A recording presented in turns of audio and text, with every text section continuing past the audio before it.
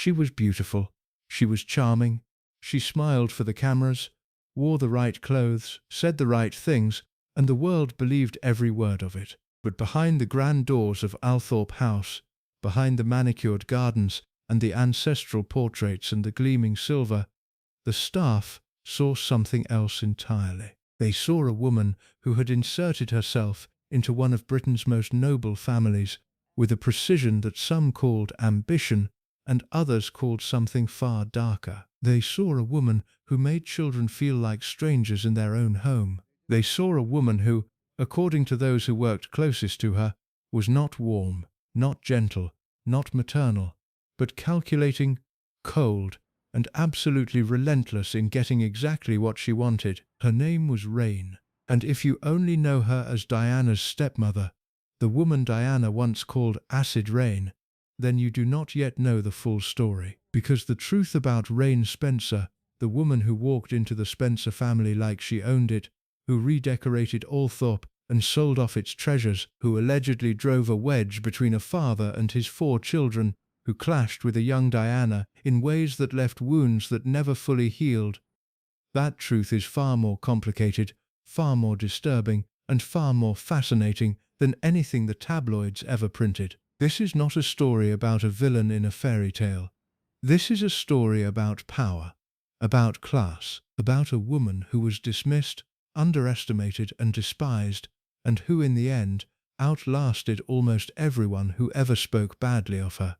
But it is also a story about children. 4 Spencer children, including a shy, sensitive girl named Diana, who came home one day and found that home had been taken from them in ways they could not fully explain, only feel. And it is a story about the staff. The butlers, the housekeepers, the groundskeepers, the maids, the invisible army that kept Althorp running, who watched everything, said nothing publicly for years, and who, when they finally did speak, painted a portrait of Raine Spencer that was nothing like the one she had painted of herself. They said she was worse. Worse than what? Worse than whom? Stay with us, because by the time this story is finished, you will understand exactly what they meant. To understand Raine Spencer, you have to go back further than Althorp. You have to go back to the woman who made her, Barbara Cartland. The name alone conjures an image, pink, feathery, theatrical, a woman draped in chiffon and opinions, a best-selling romance novelist who claimed to have written over 700 books and who believed with absolute certainty that she was one of the most important women in Britain. Barbara Cartland was not a modest woman. She was not a quiet woman. She was not a woman who blended into the background or softened her edges for anyone's comfort. And into this world, loud, ambitious, theatrical, obsessed with beauty and status and the idea of the perfect romantic heroine, Raine McCorquodale was born on September 9, 1929. Her parents were Henry McCorquodale, a wealthy publisher, and Barbara Cartland, already on her way to becoming one of the most prolific and recognizable women in British literary culture. Before diving deeper on that, consider subscribing our channel and push the bell icon so you get all the updates about our channel. But the marriage did not last.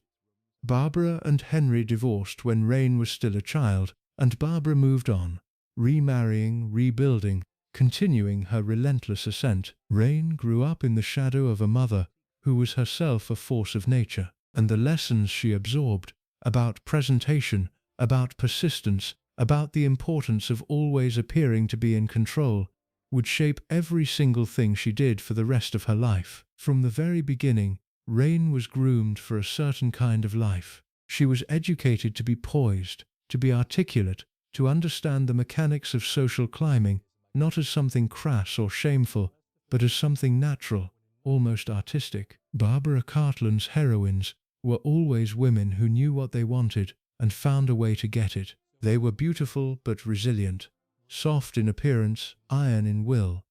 Raine was not a fictional heroine, but she was, in many ways, her mother's greatest creation. She made her debut into London society as a debutante in 1947, and she was immediately noticed. She was striking, dark-haired, confident, with a manner that seemed older than her years. She knew how to enter a room. She knew how to make people pay attention, and she knew, with absolute clarity, that she was going to marry well. She did not disappoint herself. In 1948, at the age of 19, Raine married Gerald Leger, the heir to the Earl of Dartmouth. It was, by every measure, an excellent match. Gerald was handsome, aristocratic, and genuinely fond of Raine. They seemed well suited, at least on the surface. Together they had 4 children: Henry, Rupert, Charlotte, and William. Raine became the Viscountess Lewisham, and later, when Gerald inherited his father's title, the Countess of Dartmouth. And here is where something important about Raine's character begins to emerge. Because Raine did not become a countess and settle quietly into the role of aristocratic wife and mother.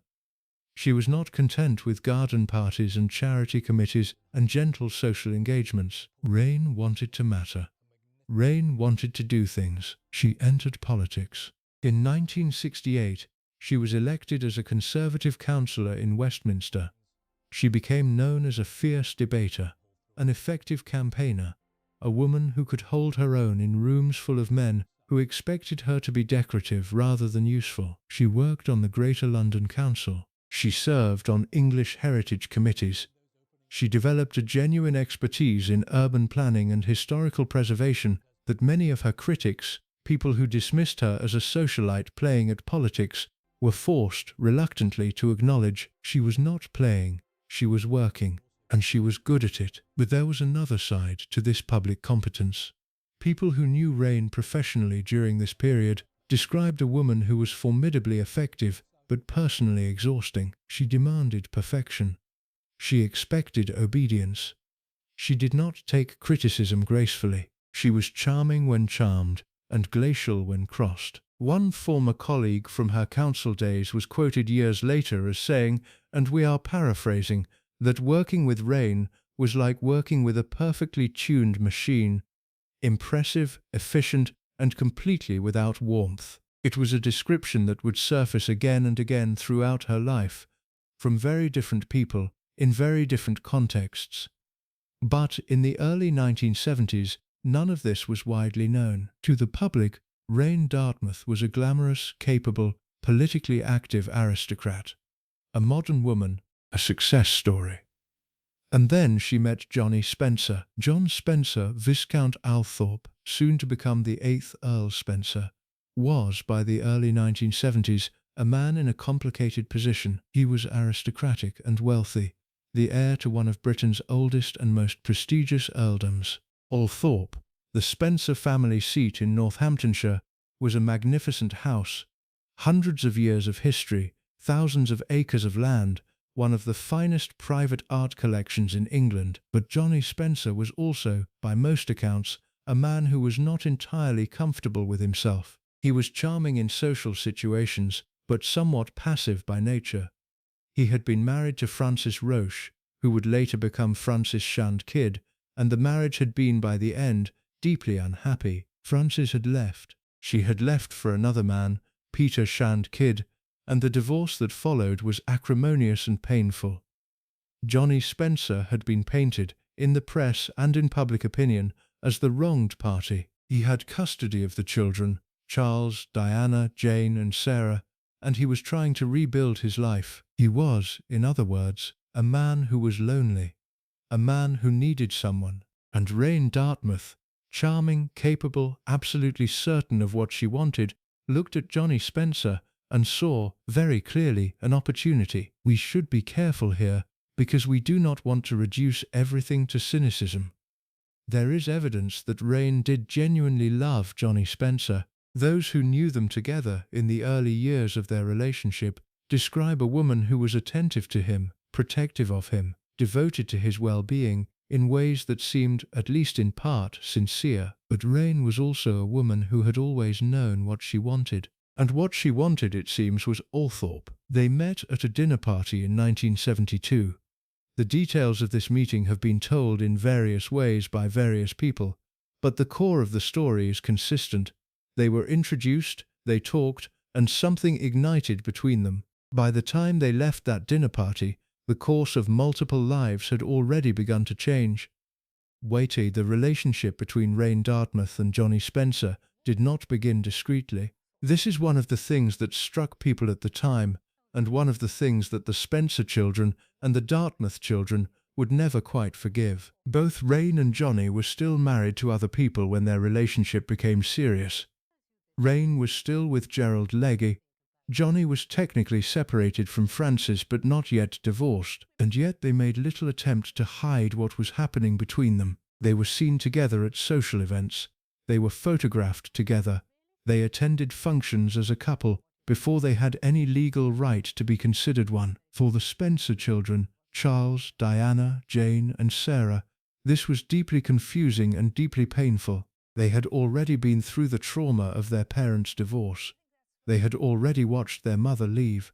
They had already been uprooted, moved, displaced, and now their father was appearing in public with this woman. This loud, confident, all-consuming woman who seemed to take up all the oxygen in every room she entered. Diana was 11 when Raine and her father began their relationship. 11 years old. That particular age of emotional intensity and perceptiveness, when children understand more than adults think they do, and feel everything more deeply than they can express. What Diana understood at 11 was that this woman wanted her father, and what she felt, whether she could articulate it or not, was that this woman was a threat. She was not wrong. The divorces came quickly. Gerald Legge and Raine separated. Johnny Spencer's divorce from Frances was finalized, and in July 1976, just 4 years after that dinner party, Raine Dartmouth became Raine Spencer. The wedding was quiet, almost secretive. The Spencer children were not told about it in advance. They did not attend. They found out afterward. Let that sit for a moment. The 4 Spencer children, teenagers and young adults at this point, people with real emotional stakes in what was happening to their family, were not told that their father was getting married until it had already happened. Charles Spencer, who would later become the 9th Earl Spencer, described this years later with a restraint that barely concealed the pain underneath. He said that the children simply found out. There was no preparation, no conversation, no acknowledgement that this event might matter to them. Raine was now their stepmother.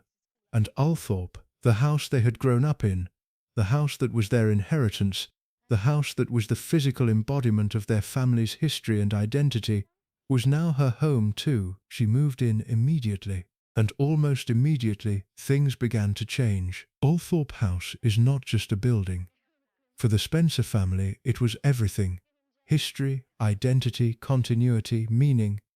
Its rooms held centuries of collected objects, paintings, furniture, silver. Its grounds were part of the English landscape in a way that felt almost sacred. When Raine Spencer arrived, she looked at all of this and decided it needed to be improved. To be fair, and this is important, Althorp was in genuine financial difficulty when Johnny inherited it. Large aristocratic houses in Britain were bleeding money in the 1970s. Heating costs, maintenance costs, staff costs, death duties. The economics of these great houses had become almost impossible. Something had to be done.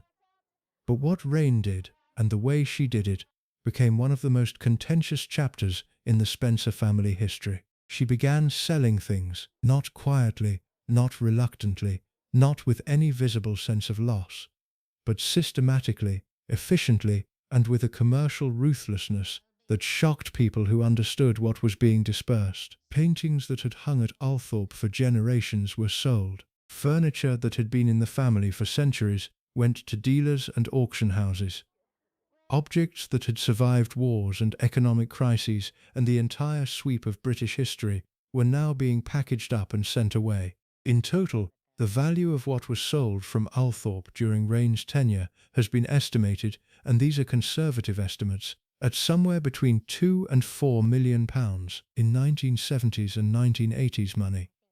The cultural and historical loss was incalculable. The Spencer children were appalled. Charles Spencer, in particular, was vocal about his feelings, though largely in private at the time and more publicly later.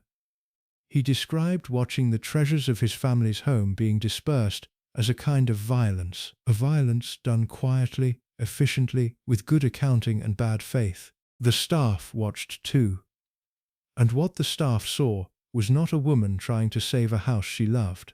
What they saw, or so several of them would later claim, was a woman who had arrived with an agenda, who was executing that agenda with cold precision, and who had very little interest in what the family felt about any of it. The staff at Althorp during the Raine Spencer years were by and large a discreet group.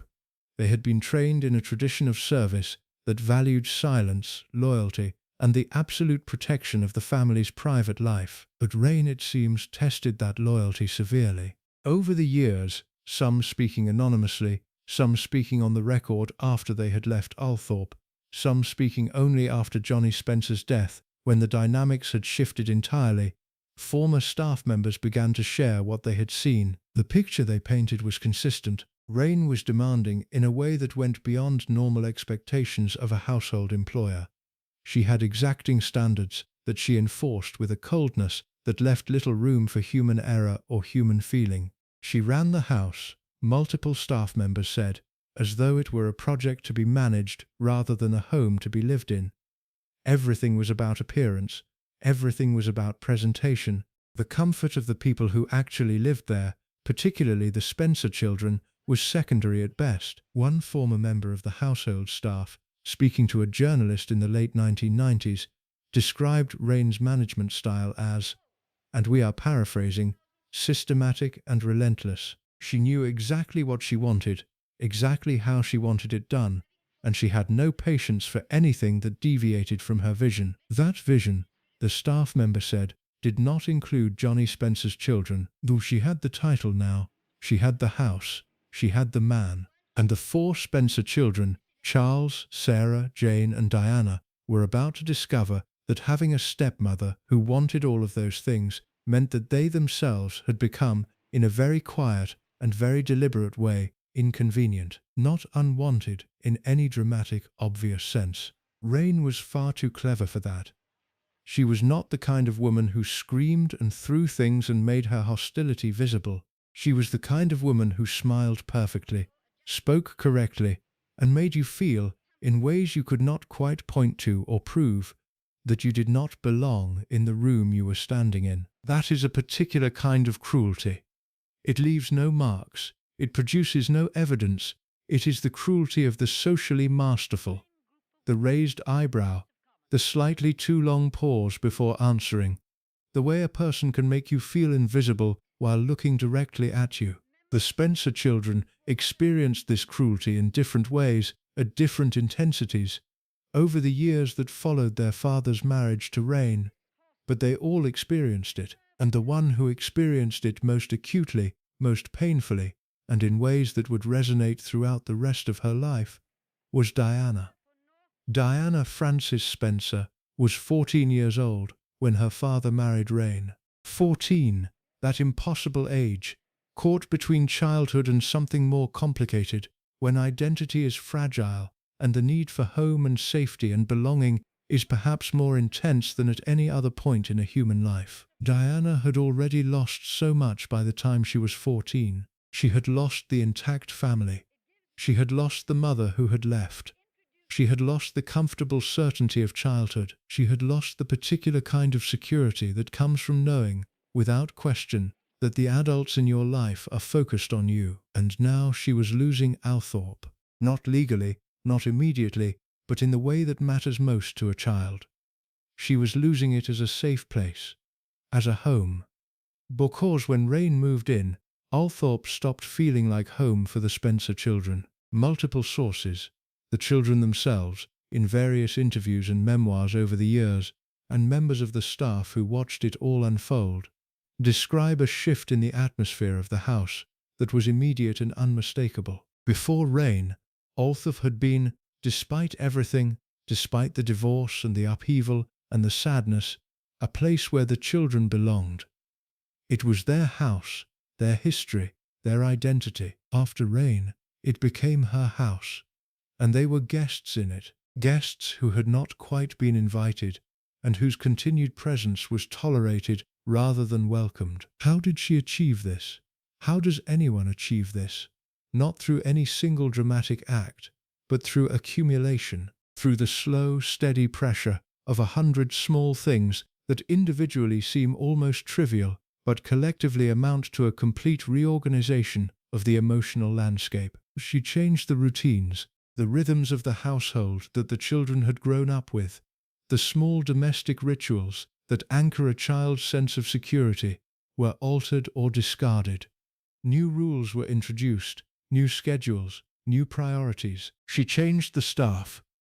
This was in many ways the most significant thing she did, because the staff were not merely employees, they were familiar faces, trusted presences, people who had been part of the children's lives for years. Some of them had known Diana and Charles and Sarah and Jane since they were small. They were a kind of continuity, a living connection to the world as it had been before everything changed. Raine let several of them go, replaced them with her own people, people who were loyal to her rather than to the Spencer family's history or to the children. This is not unusual, strictly speaking, when a new mistress of a house arrives. But the timing, the speed, the comprehensiveness felt, to the children, like something more than mere household management. It felt like the systematic removal of everything familiar, everything that said, "This is your home, you belong here, you are safe." And then there were the visits themselves. The Spencer children did not live at Althorp full-time. They were at school, at their mother's, at various other places. They came to Althorp for holidays and weekends and visits, and these visits, under Raine's regime, became increasingly uncomfortable experiences. Charles Spencer, who has been the most publicly forthcoming of the 4 children about this period, described in his memoir and in various interviews over the years a feeling of being unwelcome in his own family home, of arriving at a house that had been his since birth, and finding that the emotional temperature had been set to cold, not hostile precisely, but cold, unwelcoming, indifferent. He described Raine's manner toward the children as one of theatrical graciousness that contained underneath it a complete absence of genuine interest or affection.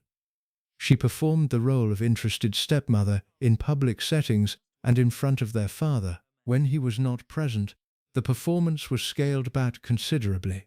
Diana described something similar in her own words, both in the famous Andrew Morton interviews, which were later published as Diana, Her True Story, and in various private conversations that found their way over the years into the public record. She described Raine as someone who made her feel invisible, who looked through her rather than at her, who treated the Spencer children as obstacles to be navigated rather than people to be known. But it was not only the coldness that Diana found painful, it was the thing underneath the coldness, the thing that explained it.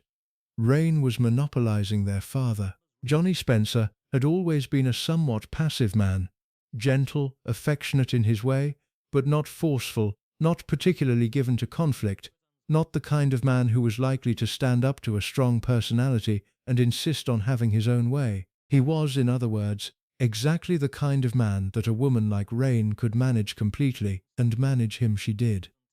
Former staff members described, in the accounts that emerged over the years, a dynamic in which Raine essentially controlled Johnny Spencer's access to the outside world. His calendar, his correspondence, his social engagements, all of these, staff members said, were filtered through Raine.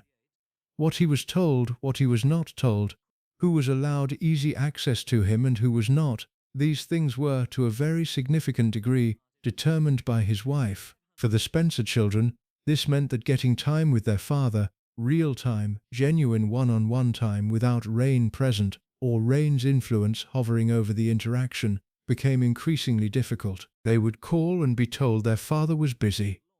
They would visit and find the visit somehow managed, somehow structured so that they never quite had the private, unmediated access to him that they needed.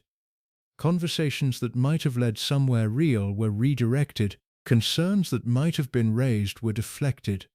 One former member of staff, speaking years later, described the situation with quiet bluntness. She said, and again we are paraphrasing closely but not quoting directly, that Lady Spencer made it her business to know everything that came into and went out of the Earl's life, and that included his children. They didn't have the access to him that children should have to their father. She made sure of that. Whether this was deliberate, a conscious strategy to isolate Johnny from his children and thus secure her own position, or whether it was simply the natural behavior of a controlling personality who had no real interest in her stepchildren and couldn't be bothered to accommodate them, is something that different people have interpreted differently. But the effect was the same either way. The Spencer children were being edged out, slowly, persistently, and in ways that were just ambiguous enough that when they tried to articulate their grievance, it sounded almost paranoid. After all, what could they point to?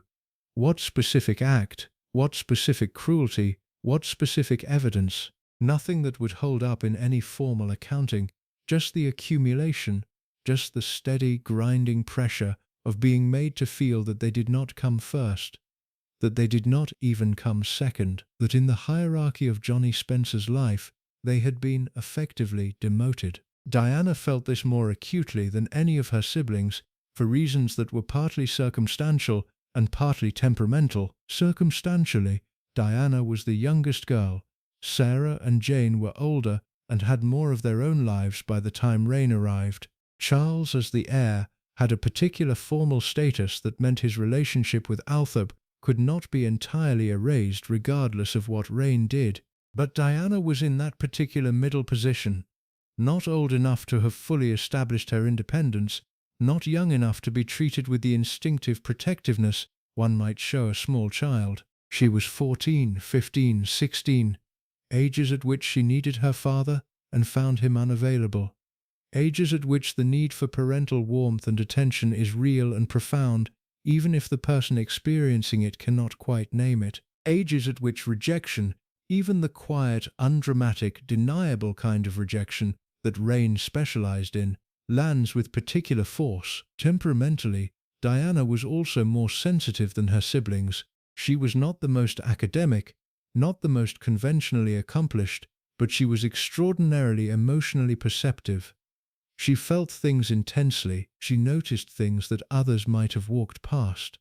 She registered the emotional temperature of a room with an almost animal accuracy. And what she registered at Althorp in those years was not cruelty exactly, not the kind of cruelty you can name and confront and fight back against, but something that felt to her almost worse. She registered indifference, displacement, the very specific pain of realizing that someone who should have loved you, not Raine who owed her nothing, but her father who owed her everything, had chosen someone else and had allowed that choice to diminish his children without seemingly fully understanding what he was doing. She tried to talk to him about it more than once. Different sources suggest that Diana made attempts during this period to tell her father how she was feeling, to communicate the discomfort, the sense of being unwelcome, the difficulty of visiting a home that no longer felt like home. And her father, by most accounts, responded in the way that weak men respond to conflict between the people they love. He minimized. He reassured without addressing. He said what he needed to say to end the conversation rather than engaging with the substance of it. He told her she was imagining things, or that Raine meant well, or that it would get better with time. It did not get better with time. What happened instead, and this is one of the most well-documented aspects of the relationship between Diana and her stepmother, was that the tension eventually found an outlet. Several outlets, actually. Moments of overt conflict that briefly made visible what had been, until then, carefully kept beneath the surface. The most famous of these, the incident that has been recounted in various forms in multiple books, documentaries and biographical accounts, is what has become known in the Spencer family story as the staircase incident. The details vary slightly depending on the source, but the core of the story is this. At some point during Diana's teenage years, accounts place it at various points between 1976 and 1980, there was a confrontation at Althorp between Diana and Raine that went beyond the usual cold exchanges and loaded silences. Diana, frustrated and angry beyond the point of containing it, physically pushed Raine. Some accounts say she pushed her down a flight of stairs or toward a staircase.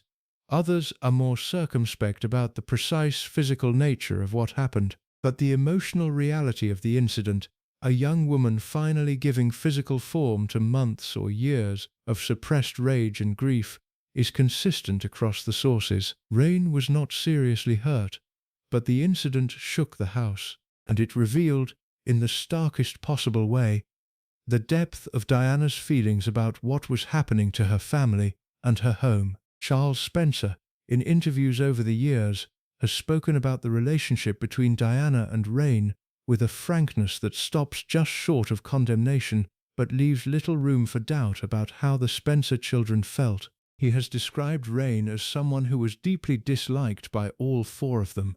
He has said that she made their home uncomfortable. He has said that the selling of Althorp's contents was something that the family found devastating and that they felt powerless to stop. He has also said, and this is perhaps the most damning thing, that they sometimes felt their father didn't fully understand what was happening. That Raine had constructed a version of reality for Johnny Spencer in which she was devoted and the children were difficult, and that their father, perhaps because it was easier, had accepted that version. This is the most painful part of the Diana and Raine story. Not Raine's coldness, which was at least consistent and in its own way honest. Not even the selling of the house's treasures, catastrophic as that was. The most painful part was the father. The man who loved his children but allowed them to be made to feel unwelcome in their own home, who chose the peace of his marriage over the needs of his children, perhaps without ever fully acknowledging to himself that this was what he was doing. Diana carried this wound for a very long time. It informed her understanding of herself, her sense of not being wanted, not being enough, not being chosen. These feelings would resurface throughout her adult life in different forms, in different relationships, in different contexts. But their roots were here, at Althorp. In those teenage years when she came home for the holidays and felt the temperature drop. But this part of the story is not just about Diana's pain. It is also about something that is often overlooked in the telling of this particular family drama. It is about what the staff saw. Because while the family drama was playing out in the main rooms of Althorp, in the drawing rooms and the dining rooms and the corridors with their portraits of dead Spencers, there was another world running parallel to it, the world below stairs, the world of the people who cooked and cleaned and maintained and observed. And those people saw everything. They saw how Raine behaved when Johnny Spencer was not in the room. They saw how she spoke to the children when there was no audience to perform for. They saw the management of the household in its daily, unglamorous reality, stripped of the presentation that Raine offered to the public. And what they saw was, by their own accounts, troubling. Several former staff members who worked at Althorp during the Raine years have spoken, in various contexts over the decades since, about her management of the household. The picture they paint is consistent, if you allow for variations of detail and emphasis. They describe a woman who ran the household with absolute authority and very little kindness, who had demanding standards that she enforced through a combination of cold efficiency and the implicit threat of dismissal, who did not treat the domestic staff as human beings deserving of basic courtesy, but as instruments of a well-managed house. One former staff member, speaking anonymously in a documentary produced in the early 2000s, described what it was like to work for Raine Spencer. She said it was like being part of a machine. Everything had to be perfect. There was no room for mistakes, no room for human error, and certainly no room for warmth. The house looked beautiful, the meals were perfect, and underneath all of it, there was a coldness that never went away. She added, and this is the part that stayed with those who heard it, that the saddest thing was watching the children arrive for their visits, because you could see them hoping, each time, that something had changed, that the house felt different, that their father was more available, that she was warmer, and each time, within a day, you could see them realizing it hadn't changed at all. Another former member of staff, speaking to a biographer who was researching the Spencer family history in the mid-2000s, described Raine's treatment of Diana specifically. He said, and he was careful to qualify this as his personal observation, that Lady Spencer showed very little interest in Diana. Not overt hostility exactly, but a kind of determined indifference that in a young girl who was already somewhat insecure did real damage. He said that when Diana was at Althorp, she often seemed to be trying to be pleasant, trying to be noticed, trying to connect, and that Raine would acknowledge her with the minimum required courtesy and no more. He said that watching it made him uncomfortable, that it was the kind of dynamic where, if you were staff, you felt for the child, but there was absolutely nothing you could do. You couldn't say anything, you just had to watch. This observation, the watching, the witnessing, the enforced silence of the staff, is one of the most poignant threads in this entire story. These were people who saw clearly, who understood, perhaps better than anyone, exactly what was happening in that house. And they could not speak. Not then, not while they were employed there, not while Johnny Spencer was alive and Raine was the Countess of Althorp, and the formal power structure demanded their silence. But afterwards some of them did speak, and what they said, quietly, carefully, with the instinctive restraint of people trained in service, amounted to a verdict. They said Raine was worse.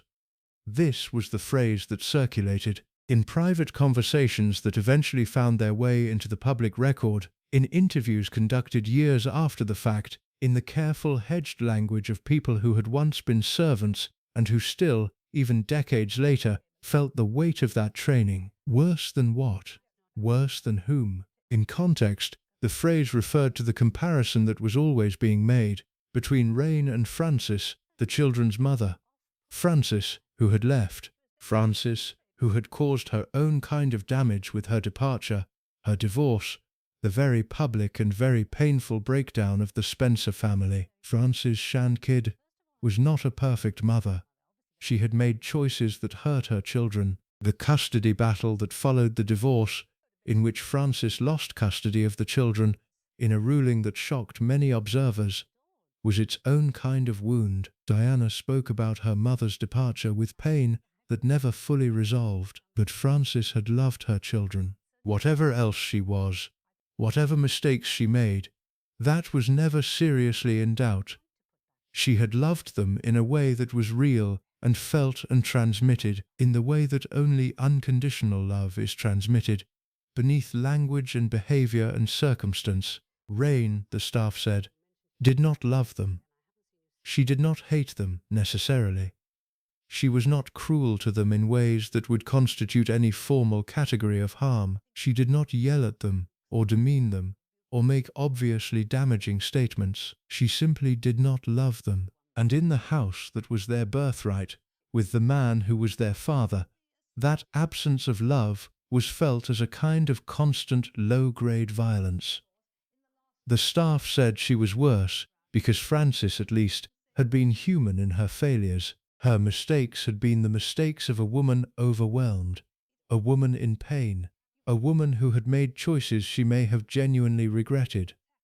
Raine's failures were not the failures of someone overwhelmed. They were the failures of someone in complete control who had assessed the situation, determined that the Spencer children were not useful to her purposes, and allocated to them exactly the minimum required attention. That was what the staff saw. And that was why they said she was worse. But there is more to this story. Because the Raine and Diana relationship, as painful and damaging as it was, did not end in simple, uncomplicated enmity. Life, as it insists on doing, complicated things. And what happened next?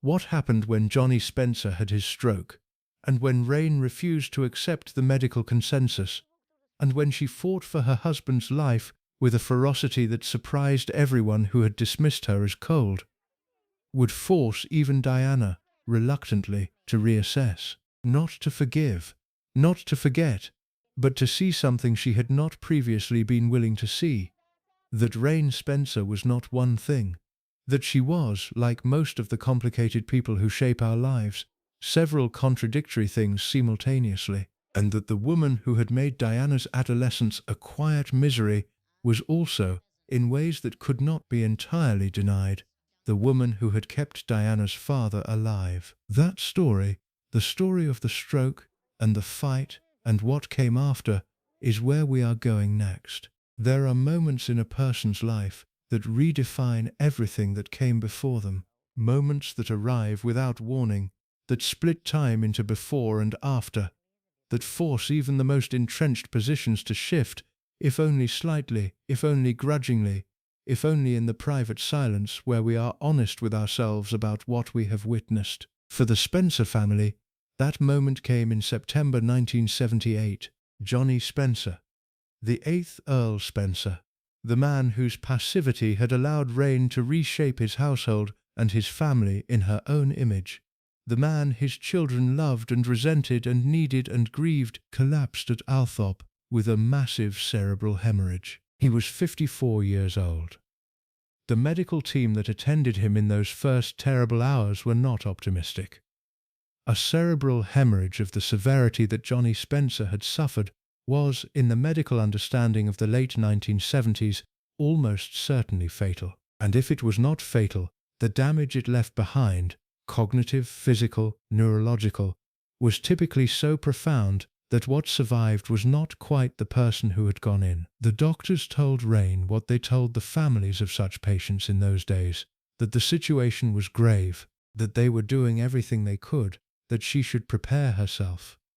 Raine Spencer did not prepare herself. What she did instead was something that everyone who witnessed it, doctors, nurses, hospital staff, family members, described afterward as extraordinary.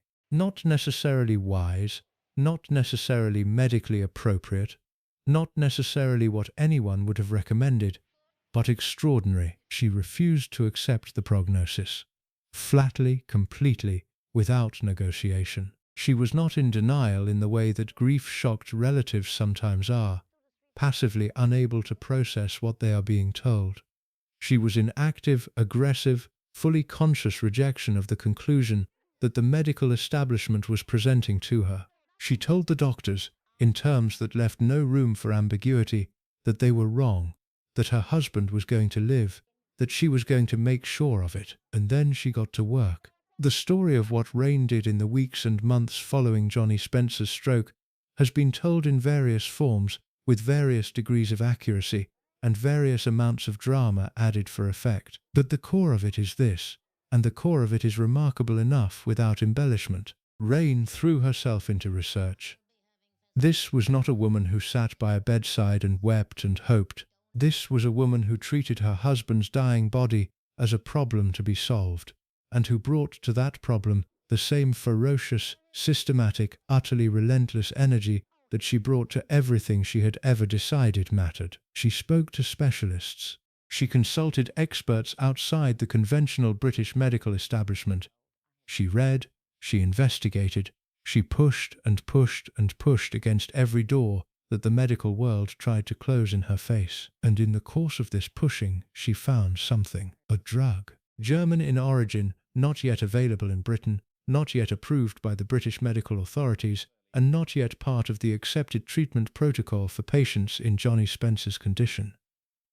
The drug was called aslocillin. It was, in the simplest possible terms, a powerful antibiotic, part of a class of drugs that some researchers at that time were beginning to explore for their potential use in supporting recovery from severe neurological events. The evidence for its efficacy in cases like Johnny's was not, by conventional medical standards, conclusive. The research was preliminary. The consensus had not formed. Raine did not wait for the consensus to form. She obtained the drug. The mechanics of exactly how she managed this have been described in different ways. Some accounts suggest she used her social connections to expedite the process. Others suggest she essentially went around the British medical establishment entirely. What is consistent across all accounts is that she got it, and she got it quickly, and she made sure it was administered to her husband. The medical staff at the hospital where Johnny was being treated were, by various accounts, not entirely comfortable with this. There were concerns about protocol, about the lack of established evidence, about the responsibilities that came with administering an unapproved treatment to a critically ill patient. Raine, by all accounts, did not find these concerns particularly compelling. She was the Countess of Althorp. Her husband was dying. She had found something that might help him, and she was not, under any circumstances, going to allow bureaucratic caution or professional conservatism to stand between her husband and something that might save his life. The drug was administered, and Johnny Spencer did not die.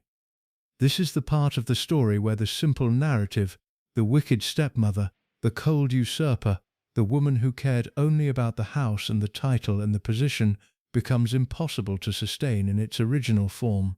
Because whatever Raine's motivations were, whatever complicated mixture of love and self-interest and stubbornness and genuine devotion drove her behavior during those terrible weeks, the fact remains that her husband was dying, and she fought for him with everything she had, and he lived. Not immediately, not easily, not without a long and grueling period of recovery that tested both of them in ways that are difficult to imagine. Johnny Spencer's recovery was slow and enormously difficult. The damage done by the cerebral hemorrhage was real and lasting. There were periods of confusion, of difficulty with speech and movement and memory. There were setbacks. There were times when the progress that had been made seemed to stall or reverse. Through all of it, Raine was there. This is something that the people who worked at Althorp during this period, and the people who knew the couple socially, are consistent about. Whatever criticisms could be levelled at Raine Spencer in every other area of her behaviour, in this one area, the witness accounts are unanimous. She did not leave his side. She managed his recovery with the same obsessive total commitment with which she had managed everything else in her life. She learned everything there was to know about his condition. She supervised his care with minute-by-minute attention. She pushed the rehabilitation process when the medical staff were inclined to be cautious. She refused, at every stage, to accept any limitation on what her husband might eventually be able to recover. Staff members who were present during this period describe a side of Raine that was genuinely unexpected. The woman they had known as cold and controlling and indifferent, especially toward the children, was, in her relationship with her stricken husband, revealed to be something else entirely. Just a thing come into my mind. Tell us in the comments where you are from. Also, if you like this documentary, please consider subscribing. She was, in the words of one former staff member who spoke about this period, completely devoted. Not in a performative way, not in the way she sometimes performed affection in public settings, but in the raw, private, unglamorous way that real devotion looks. The sitting by the bed at 3 in the morning, the managing of medications and appointments, and the small indignities of serious illness.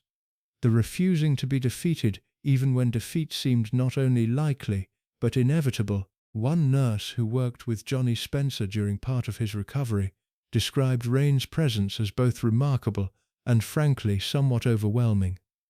She said, and again we are paraphrasing, that Lady Spencer was in every sense the driving force of the Earl's recovery. She was demanding and sometimes difficult, but she was also there, completely and unreservedly, in a way that you don't always see with families of seriously ill patients. She believed he was going to recover, and she made everyone around her believe it too. Johnny Spencer survived. He recovered, not completely, not to his previous level of health and function, but to a degree that his original medical team had not thought possible. He was able to speak, to move, to engage with the world. He was able to live, for several more years, at Althorp. The medical establishment's response to this recovery was, predictably, cautious. They acknowledged that the patient had survived against the odds. They were less willing to attribute that survival specifically to the German drug that Raine had insisted on administering. The complexity of recovery from cerebral hemorrhage, the role of multiple factors in determining outcomes. These caveats were real and legitimate, but Raine believed, without any doubt, that she had saved his life. And many of the people who were close to the situation, who had seen the prognosis, who had understood what the doctors were saying in those first terrible days, believed it too. The Spencer children were not in the room for most of this. They were not at the bedside in the same way Raine was. They were kept to a degree at a remove from the most intimate details of their father's care, partly because Raine was the wife and they were the children, and partly because Raine was Raine. But they knew what had happened. They knew their father had been on the edge of death. And they knew, whatever they felt about the woman, whatever legitimate grievances they carried, whatever wounds had been accumulated over the years of her presence in their lives, they knew that she had not let him go without a fight. Diana knew it. And it changed something. Not everything. This is important to say clearly, because the temptation in storytelling is always to find the redemptive moment, the turning point, the place where the antagonist is revealed to have a heart, and the wounds begin to heal. Real life rarely works that cleanly. Diana did not forgive Raine after the stroke. She did not suddenly see her stepmother in a new light and decide that the past could be set aside. The coldness was still real. The selling of Althorp's contents was still devastating. The years of feeling invisible and unwelcome in her own home were still part of her history, still part of who she was. But something did shift. In the private reckonings that Diana made with herself, the ongoing assessment of the complicated people in her life that she carried with her always, the story of Raine and Johnny and the stroke introduced a complexity that could not be ignored. The woman who had made her adolescence miserable had also, unambiguously, kept her father alive. Diana was capable of holding these two truths simultaneously. She was, by this point in her life, becoming increasingly capable of the kind of emotional complexity that genuine human understanding requires, the ability to see people in their fullness rather than reducing them to the roles they had played in your personal story. It did not make her love Raine, but it made her, in quiet moments, acknowledge that the story was not as simple as she had always needed it to be. Earl Spencer's response was, characteristically, somewhat different, more guarded, more unwilling to let the emotional complexity of the stroke story soften his assessment of Raine's overall behavior. He acknowledged, when pressed, that what she had done during his father's illness was remarkable, but he was careful, in his various public statements on the subject, not to allow that acknowledgement to be used as an erasure of everything else. He seemed to understand, correctly, that the stroke story was something that Raine's supporters would use to dismiss every criticism of her, that the narrative of the devoted wife who fought for her husband's life would be deployed as a kind of trump card, rendering all other evidence inadmissible. He was not wrong. It was used that way, frequently. But here is the thing about complexity. It does not resolve itself into simple verdicts just because we need it to. The stroke story does not make Raine good. The selling of Althorp's treasures does not make her evil. The coldness toward the children does not cancel out the devotion to the husband. The devotion to the husband does not redeem the coldness toward the children. She was all of these things, and the story that contains all of these things is more interesting and more honest than the one that chooses only the parts that confirm a predetermined conclusion. But there was another dimension to the stroke story that received less attention in the public accounts, and that matters enormously for understanding what came afterward. The stroke changed Johnny Spencer. Not just physically, though the physical changes were real and lasting, but in terms of his relationship with the world, with his family, and with Raine. Before the stroke, Johnny Spencer had been, as we have established, a somewhat passive man. He had allowed things to happen around him, including Raine's comprehensive reorganization of his household and his family relationships, with a complaisance that his children found maddening. After the stroke, he was even more dependent. His health had been compromised. His energy was diminished. His capacity to manage his own affairs, always somewhat limited by his temperament, was further reduced by the lasting effects of the hemorrhage. This meant that Raine's control over his world increased, if anything, in the years following the stroke. She was no longer merely the dominant personality in the marriage. She was also, in a very practical sense, his caregiver, his manager, his interface with the outside world. This made her, simultaneously, more sympathetic and more powerful. And the increase in power the even greater degree to which she now controlled access to Johnny Spencer, the even more comprehensive filtering of what he knew and didn't know about the world, had direct consequences for the Spencer children. If getting unmediated access to their father had been difficult before the stroke, it became even more so afterward. Raine was now the gatekeeper not merely by preference and personality, but by practical necessity. Johnny needed managing, she managed him, and the management included, by all accounts, the continued management of his relationships with his children. Former staff members who worked at Althorp in the years following the stroke described the dynamic in terms that are consistent with what they had described before. The children would visit, and Raine would be present, and the visits would be pleasant on the surface and deeply unsatisfying underneath. One former member of staff described a visit by Diana during this period. Diana was by now a young woman in her late teens, beginning to move in the world beyond Althorp. With particular vividness, she said that Diana arrived with a kind of determined brightness, the way young people do when they are trying to be more cheerful than they feel, and that Raine received her with perfect courtesy, all the right words, all the right gestures, and that somehow, by the time the visit was over, Diana looked exactly as she had looked 1,000 times before, like she had come hoping for something and left without it. The staff member said she never quite got used to watching that.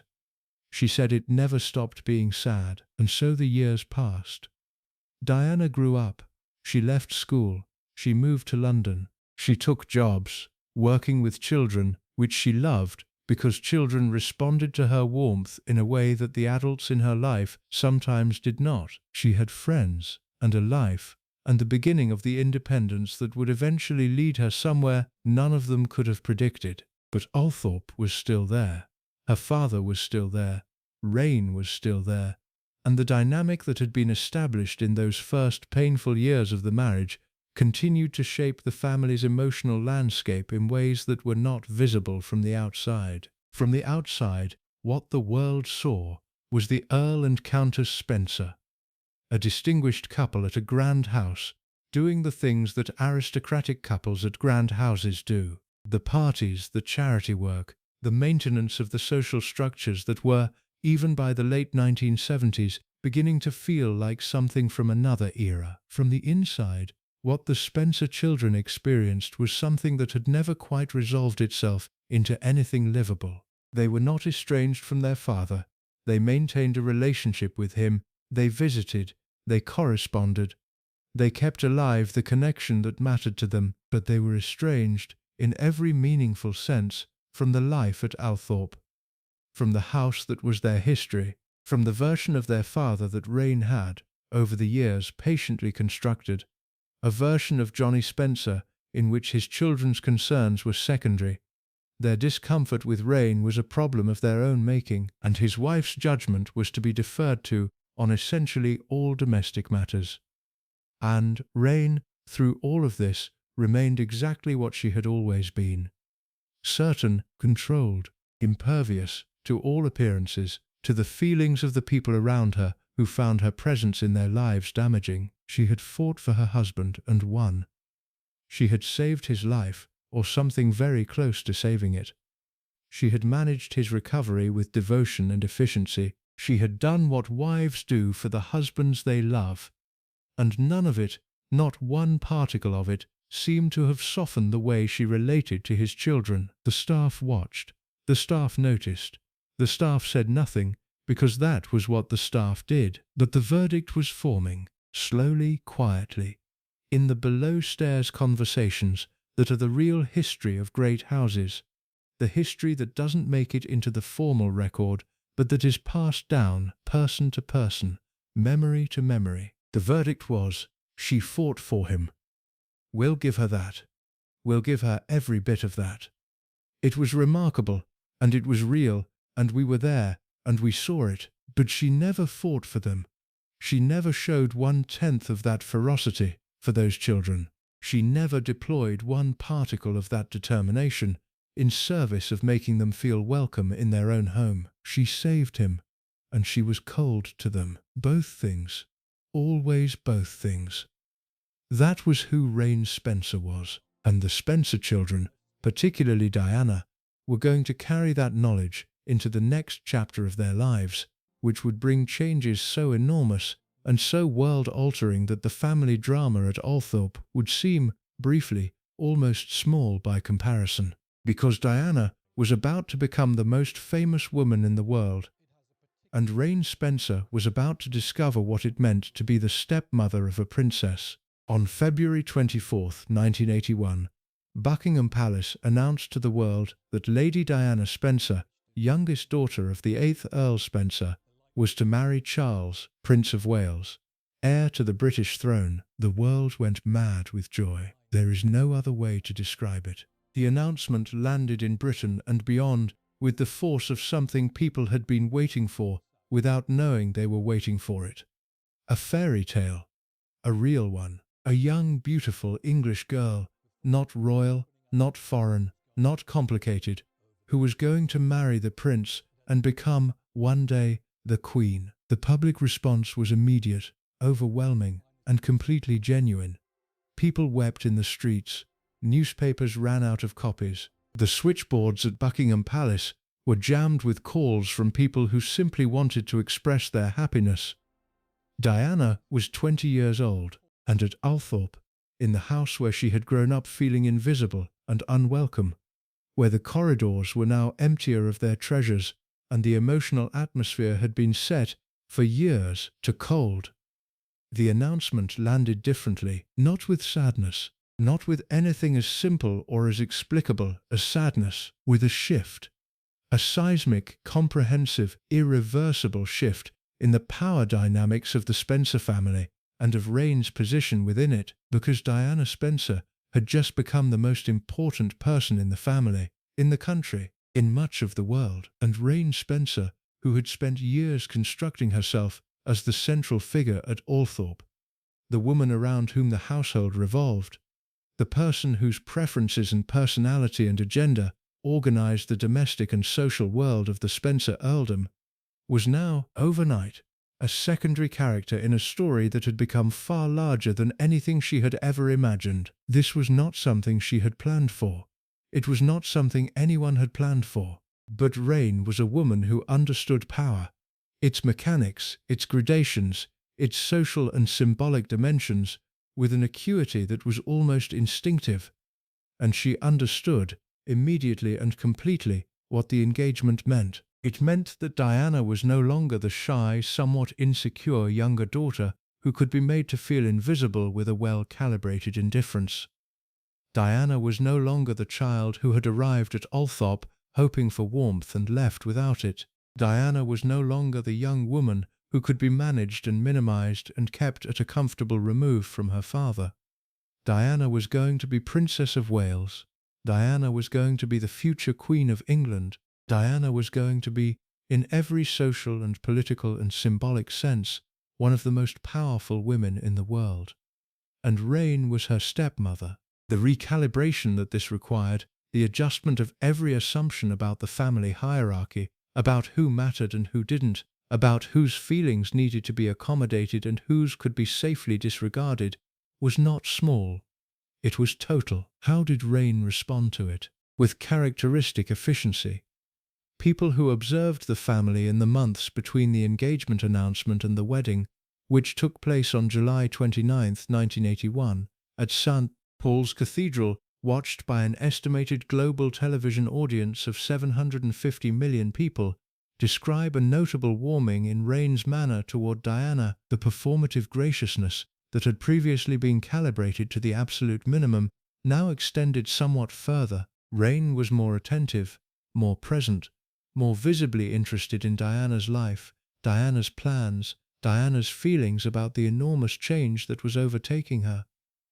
Whether this represented a genuine shift in Raine's feelings about her stepdaughter, or whether it was the same strategic intelligence that had always governed Raine's social behavior now being applied to a changed set of circumstances, that is a question that different people who observed it have answered differently. The Spencer children, characteristically, had their own view.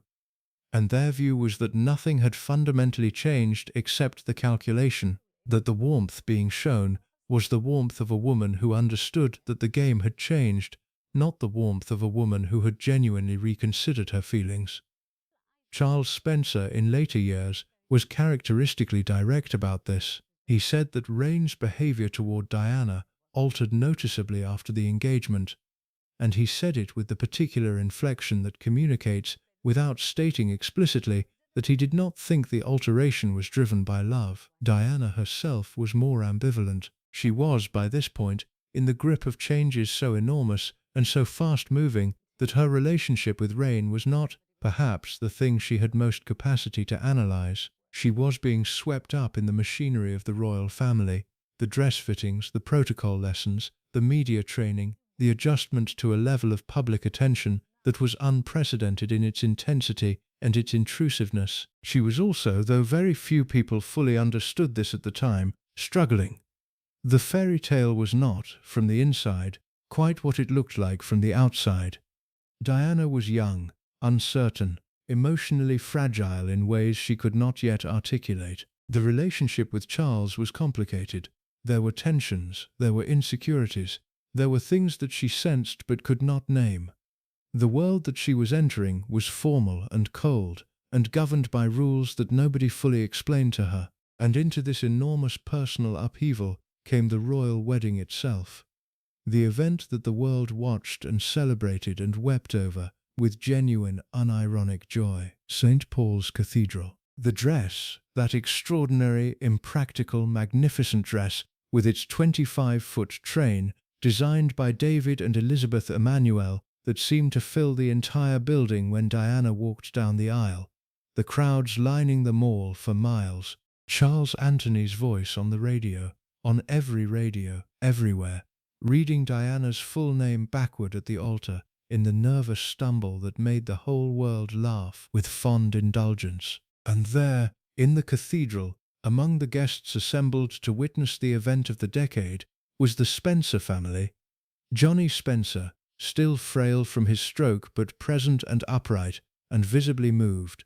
His children and Raine. The photographs from that day show Raine Spencer looking, as she always looked, immaculate, perfectly dressed, perfectly composed, the expression carefully calibrated between appropriate solemnity and appropriate joy. What she was thinking is impossible to know with certainty. But the people who knew her well have offered their assessments, and those assessments share a common thread, that Raine, watching Diana walk down that aisle, was experiencing the full force of understanding what had happened to the family hierarchy, that the girl she had made to feel invisible was now the most visible person on earth, that the dynamic she had constructed, so carefully, so patiently, over so many years, had been overtaken by history. There was a reception afterward. There were the formal photographs, the formal toasts, the managed public performances that surrounded royal events, even in their intimate family dimensions. And then Diana was gone, into the royal world, into the life that would define her, and ultimately, in ways nobody yet understood, destroy her. And at Althorp, in the wake of the wedding, things continued as they had been. Johnny Spencer continued his slow management of the house and the estate, with Raine at his side. The remaining Spencer children continued their various lives. The staff continued to observe and to say nothing. That the wedding had changed something in the household's emotional atmosphere, even at Althorp. It had introduced a dimension of the outside world that could not be entirely excluded, because now, when people visited Althorp, and many people did visit, aristocratic houses being social hubs in ways that the modern world has largely lost, they came knowing that the daughter of this house was Princess of Wales, and they looked at Raine differently. They assessed her differently. They placed her in a new context that was both more prestigious and, in certain ways, more exposing. More prestigious, because being the stepmother of the Princess of Wales gave Raine a social position that even her own considerable accomplishments had not previously provided. She was now connected, by the formality of family relationship if not by emotional reality, to the most romanticized family in the world. More exposing because the scrutiny that now fell on everyone connected to Diana, the press attention, the biographical investigation, the relentless public interest in everything and everyone in the princess's orbit, meant that Raine's history, her behavior, her relationship with the Spencer children, was now subject to examination in ways it had never been before. The press, initially, were not particularly hostile to Raine. The stories being written about Diana in those early years of her marriage were almost uniformly celebratory. The fairy tale was too powerful, too emotionally satisfying, for the press to want to complicate it with unflattering family background. The narrative of the perfect princess demanded a certain simplicity that didn't leave much room for the messiness of the Althorp years. But the staff knew what the press didn't yet know. Or rather, the staff knew things that the press would eventually discover, because the appetite for Diana stories was going to grow and grow until it consumed everything, including the carefully maintained privacy of Althorp's domestic life. And as that appetite grew, as the Diana story developed, as the fairy tale began, slowly and then rapidly, to acquire shadows, the figure of Raine Spencer began to attract a different kind of attention. People started asking questions. Who was she, really? What had she been like as a stepmother? What was her relationship with Diana? What had it been like at Althorp during those years when Diana was growing up and Raine was the countess? And slowly, carefully, in the particular way that information always emerges when there is enough public interest to draw it out, the answers began to appear. The selling of the Althorp treasures became public knowledge. The nature of the household atmosphere, the coldness toward the children, the management of Johnny Spencer, the staff's observations, shared quietly at first and then more openly as the years passed, and the protection of Raine's position began, slowly, to erode. The nickname emerged. Diana had given Raine a nickname, and it had spread through the circles that knew the family, and eventually it reached the press. Acid Raine, two words that contained, in their combination of her name and the quality of weather, an entire emotional history. The sharpness of the play on words was itself a kind of testimony. Only someone who had genuinely experienced something corrosive would have reached for that particular metaphor. The nickname landed in public consciousness and stuck, in the way that the best nicknames stick, because it felt true, because it resonated with the image that was emerging of Raine Spencer from all the various sources that were now beginning to speak. Raine herself was reported to be aware of the nickname and to be, in characteristic fashion, completely unbothered by it. Or rather, not unbothered, but unwilling to show that she was bothered, which, in Raine's emotional vocabulary, amounted to the same thing. She continued to appear at public functions with her husband. She continued to manage Althorp. She continued to be exactly who she had always been, polished, controlled, impeccably turned out, completely certain that she was right about everything, and that the people who found fault with her were simply people who did not understand her. This certainty, this absolute bedrock confidence in her own judgment and her own worth, was perhaps Raine's most defining characteristic. It had served her well in politics and in social navigation and in the management of Althorp. It had served her well, in its way, in the fight for Johnny's life. It also made her incapable of the one thing that might have changed her relationship with the Spencer children, even at this late stage. It made her incapable of genuine acknowledgement, of looking at what she had done to them, not with malice necessarily, but through indifference and control, and saying, "I see it. I see how it felt. I understand." She was not a woman who acknowledged. She was a woman who managed. And so the relationship between Raine and Diana, between Raine and all the Spencer children, remained in the state it had been in for years, the formal courtesies maintained, the wounds unaddressed, the possibility of genuine reconciliation present in theory and absent in practice. Diana visited Althorp when she needed to, when occasions demanded it, when her father's health or family events required her presence. She was unfailingly correct in her behavior. She was always correct in public, whatever was happening in private. But the people who saw her at Althorp during these visits described someone going through a necessary motion rather than someone coming home. The house that should have been a refuge, that a daughter should have been able to retreat to in the enormous stress of her early royal life, was not a refuge. It was a performance venue, a place where she put on the same face she put on everywhere else. She had no safe place. This is something that has been observed about Diana's psychology by everyone who has studied it seriously. She had very few genuinely safe places. Places where she could be unguarded, unwatched, herself. Althorp could have been that.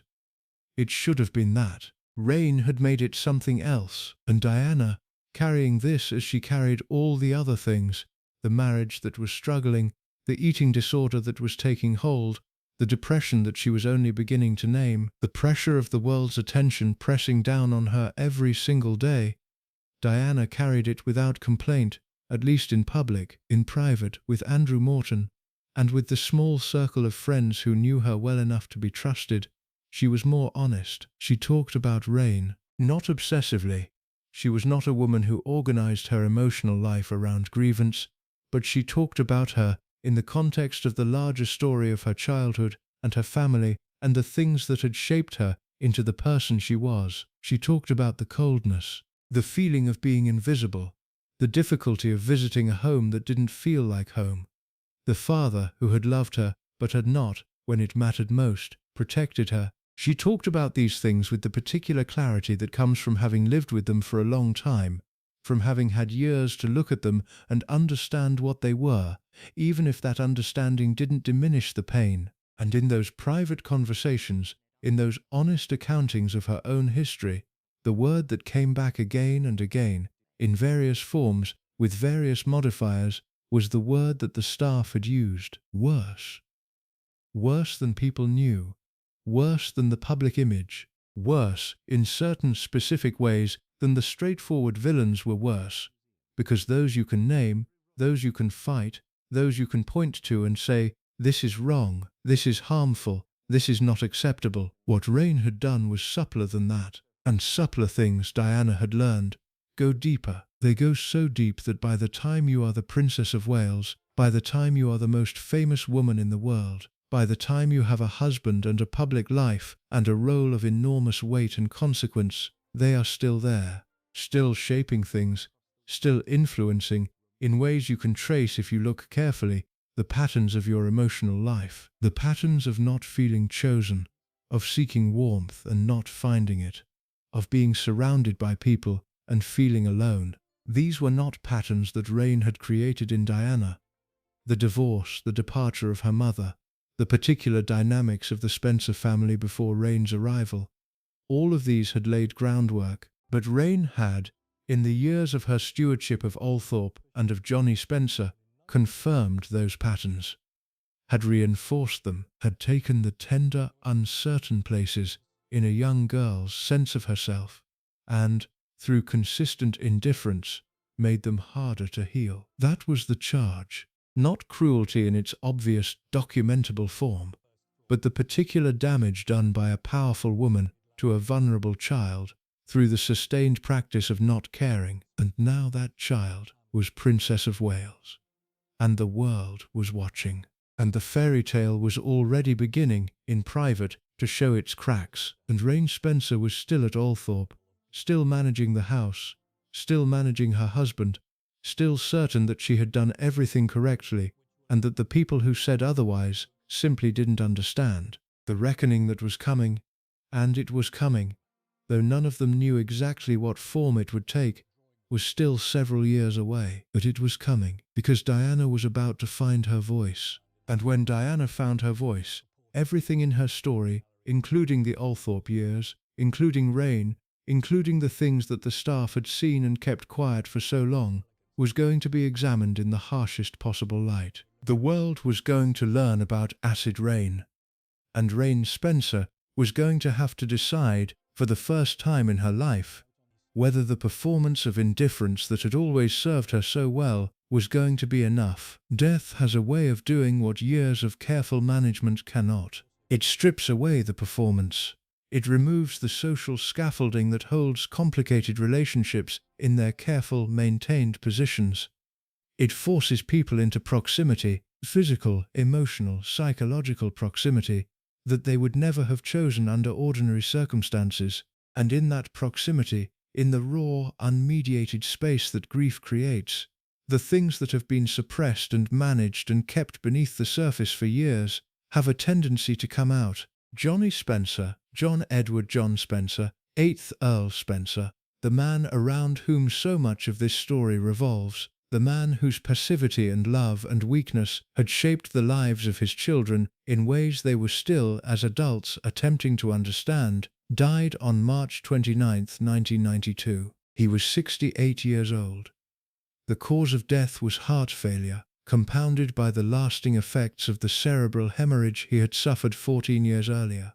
He had never fully recovered his previous health. The years since the stroke had been years of managed decline, of Raine's meticulous management of his medications and appointments and activities, of the careful limitation of his exertions, of the slow narrowing of his world to what his diminished health could sustain. He died at the London clinic, where he had been admitted following a sudden deterioration in his condition. Raine was with him, of course she was. Raine had been with him through everything, through the stroke and the recovery, and the long, slow years of careful living that followed. She had fought for his life once, with a ferocity that had astonished everyone who witnessed it. She had devoted herself to the maintenance of what the fight had preserved, and now the fight was over. The man she had loved, in her way, in the particular Raine Spencer way that mixed genuine devotion with absolute control and made it almost impossible to separate one from the other, was gone. Whatever else can be said about Raine Spencer, and whatever judgment history might render on the choices she made and the damage she did, the grief she felt at Johnny Spencer's death was real. The people who were present in those first hours described a woman who was genuinely devastated, not performing devastation, actually feeling it, in the raw, disorganized way that real grief arrives before the composure reasserts itself and the management begins again. For a brief time, Raine Spencer was simply a woman who had lost her husband. But grief, in a family as complicated as this one, does not exist in isolation, and the Spencer children, Charles, Diana, Sarah, and Jane, now adults with their own lives, their own marriages, their own accumulated histories with both their father and their stepmother, were also grieving. They were grieving their father, a complicated, imperfect, loving man who had been both present and absent in ways that had marked them all. A man they had loved and needed and been frustrated by and forgiven and needed again. A man who was gone now and whose going left a space that was already, in those first hours, beginning to fill with everything that had never been said, and they were grieving in the presence of Raine. The tension of this, the grief of the children alongside the grief of the stepmother they had spent years resenting and managing and, in their various ways, fighting, was always going to be difficult. But what happened in the days between Johnny Spencer's death and his funeral was, by the accounts of those who were present, significantly worse than difficult. It was, in the language of those who witnessed it, catastrophic. The immediate aftermath of Johnny Spencer's death brought practical questions that had to be resolved with a speed that grief rarely allows. Althorp, the estate, the title, the formal machinery of aristocratic inheritance which had been set in motion by the death and which now ground forward with the indifference that legal and financial processes always show to the feelings of the people caught in them. Charles Spencer was now the 9th Earl Spencer. The house was his, the estate was his, the title was his, the portraits and the silver and the land and the centuries of accumulated Spencer history, all of it now passed to him by the laws of hereditary succession that had governed such things in England for longer than anyone could trace. And Raine, who had lived at Althorp for 16 years, who had managed the house and overseen its contents and organized its social life and fought for the man who had owned it. Raine had no legal claim on any of it. She was not a Spencer by blood. She had no hereditary connection to the house.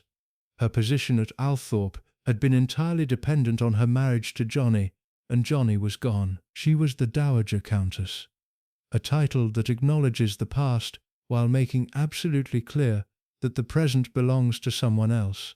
In practical terms, this meant she had to leave the house that she had, in every meaningful sense, treated as her own, that she had redecorated and reorganized and managed with absolute authority for 16 years, was no longer hers, and Charles Spencer was not inclined to extend her a generous transition period.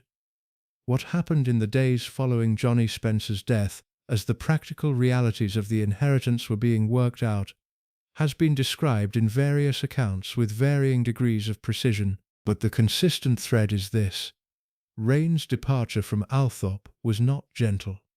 Not staff members who were present during this period describe scenes of considerable tension. The new Earl Spencer, Charles, exercised his authority over the house with a decisiveness that surprised no one who understood what 16 years of Raine's management had felt like to the family. Raine left Althorp quickly, by some accounts.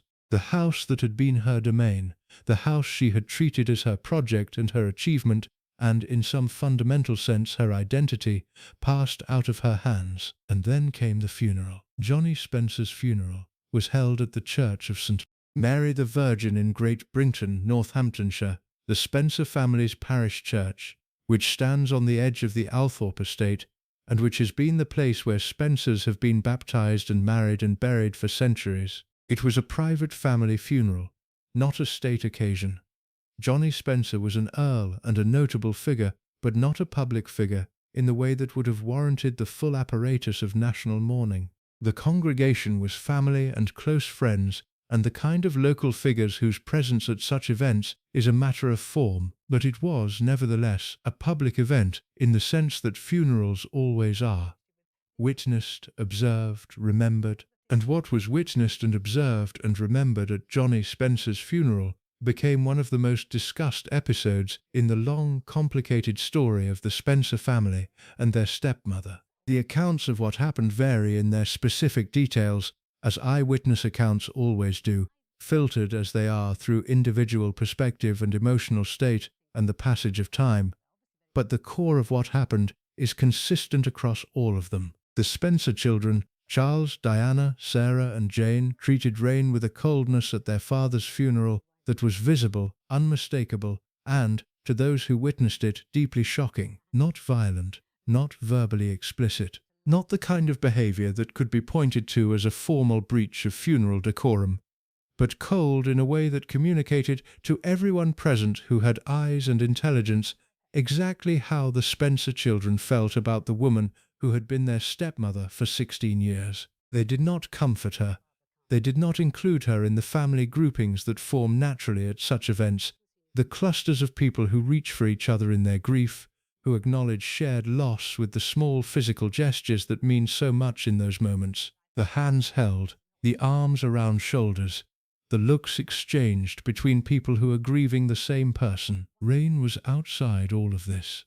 She stood at the edge of the family's grief rather than at its center, and the positioning was not accidental.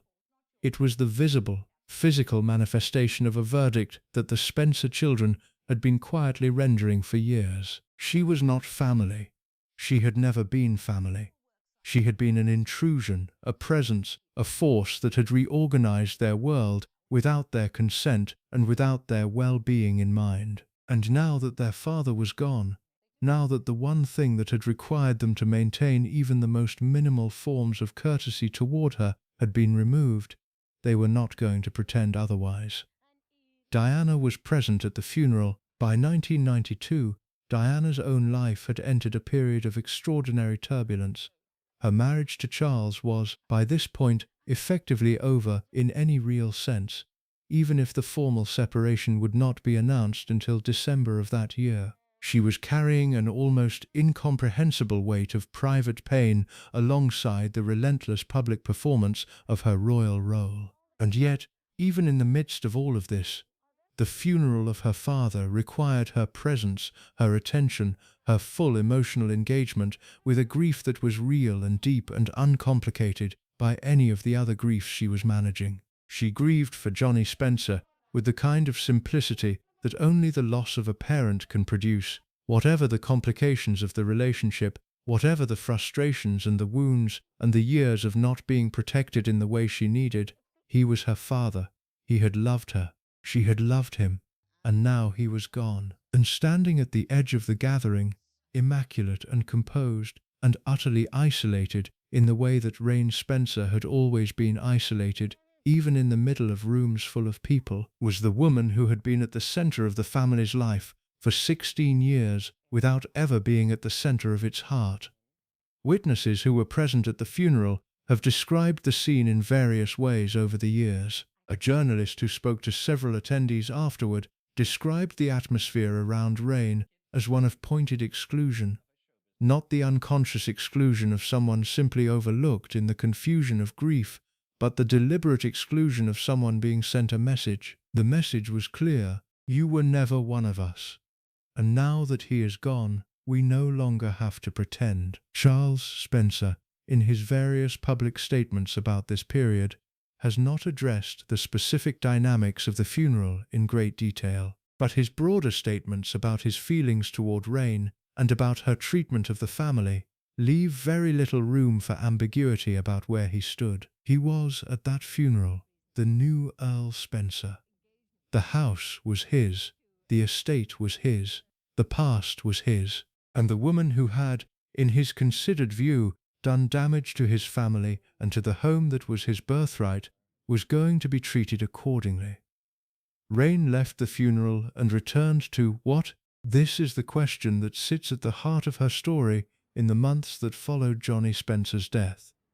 Raine left the funeral and returned to a life that had been, in its most fundamental structure, dismantled. Althorp was gone. The role of Countess of Spencer was gone. She retained the courtesy title of Dowager Countess, but that was a memorial, not a living position. The man who had been the center of her world for 16 years was gone.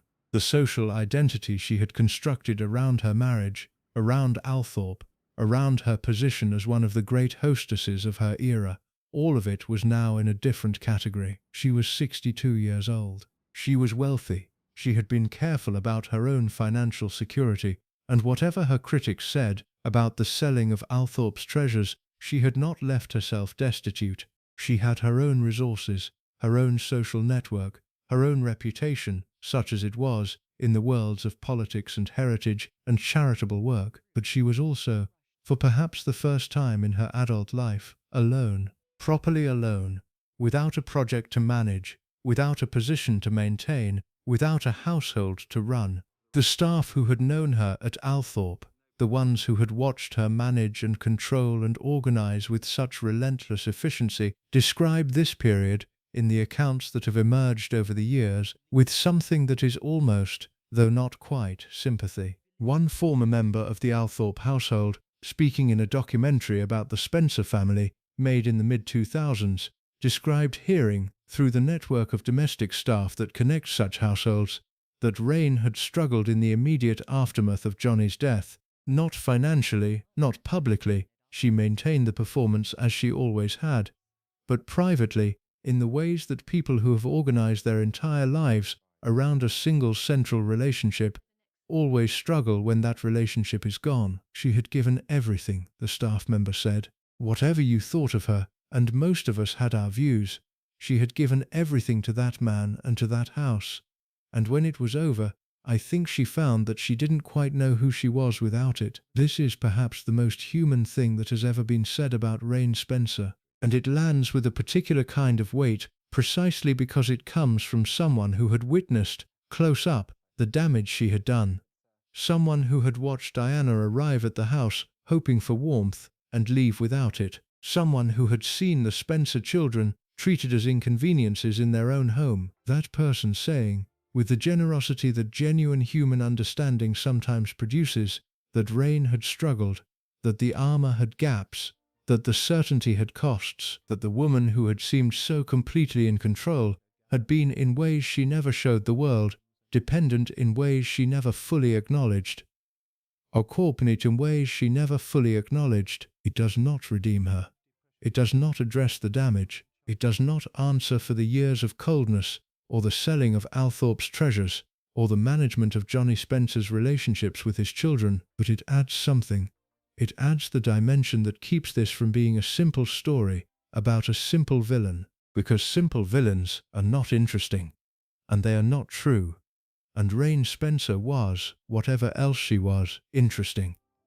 Undeniably, frustratingly, fascinatingly, infuriatingly interesting. She was a woman who had built herself, from the raw material of a difficult and complicated upbringing, into something formidable, who had competed in worlds that were not designed for women like her, and had won, repeatedly, through sheer force of will and intelligence and the absolute refusal to be defeated, who had saved her husband's life when the doctors had given up, who had managed a great house through decades of financial pressure and social change, who had maintained through everything a performance of absolute control that never or almost never cracked, and who had, in the process, failed the Spencer children in ways that were real and lasting, and that Diana in particular carried for the rest of her life. Both things.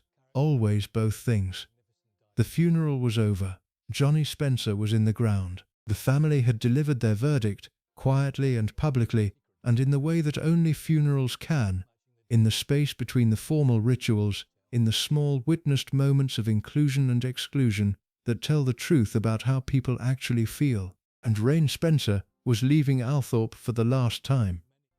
Or so everyone assumed, because what happened next, what Raine did in the years following Johnny Spencer's death, how she rebuilt her life, who she chose to do it with, and what happened, in the most unexpected turn of the entire story, with Diana, is something that nobody predicted. Not the Spencer children, not the staff, not the press, not the public, not even perhaps Raine herself. Because the story was not over. The story was, in certain ways that mattered enormously, just beginning its most surprising chapter. The chapter that would, in the end, force a reassessment of everything. There is a particular kind of surprise that life reserves for the stories we think we already know the ending of. We have filed them away. We have made our judgments, drawn our conclusions, placed the people in their categories, hero, villain, victim, perpetrator, and closed the drawer. We know how this one goes. We have seen enough of it to be certain. And then life opens the drawer and rearranges everything inside it and closes it again.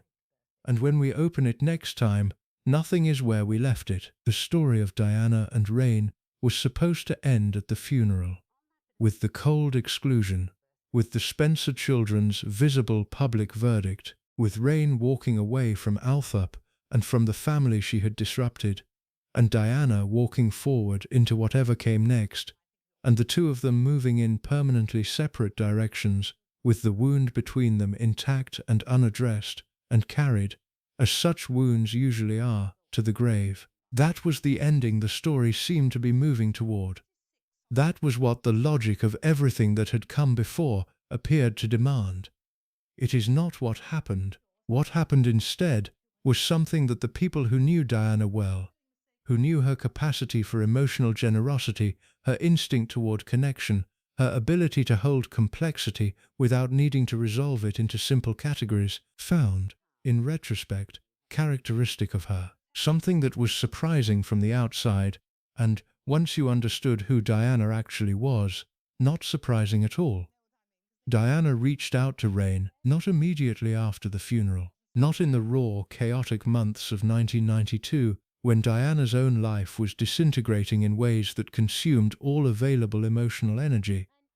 The formal separation from Charles was announced in December of that year, and the period that followed, the legal negotiations, the public scrutiny, the relentless press attention, the management of the children, the navigation of a role that no longer had a clear definition, was not a period that left much room for the repair of other relationships. But in 1993 something shifted. The exact circumstances of how Diana and Raine moved toward each other have been described in various ways by various sources.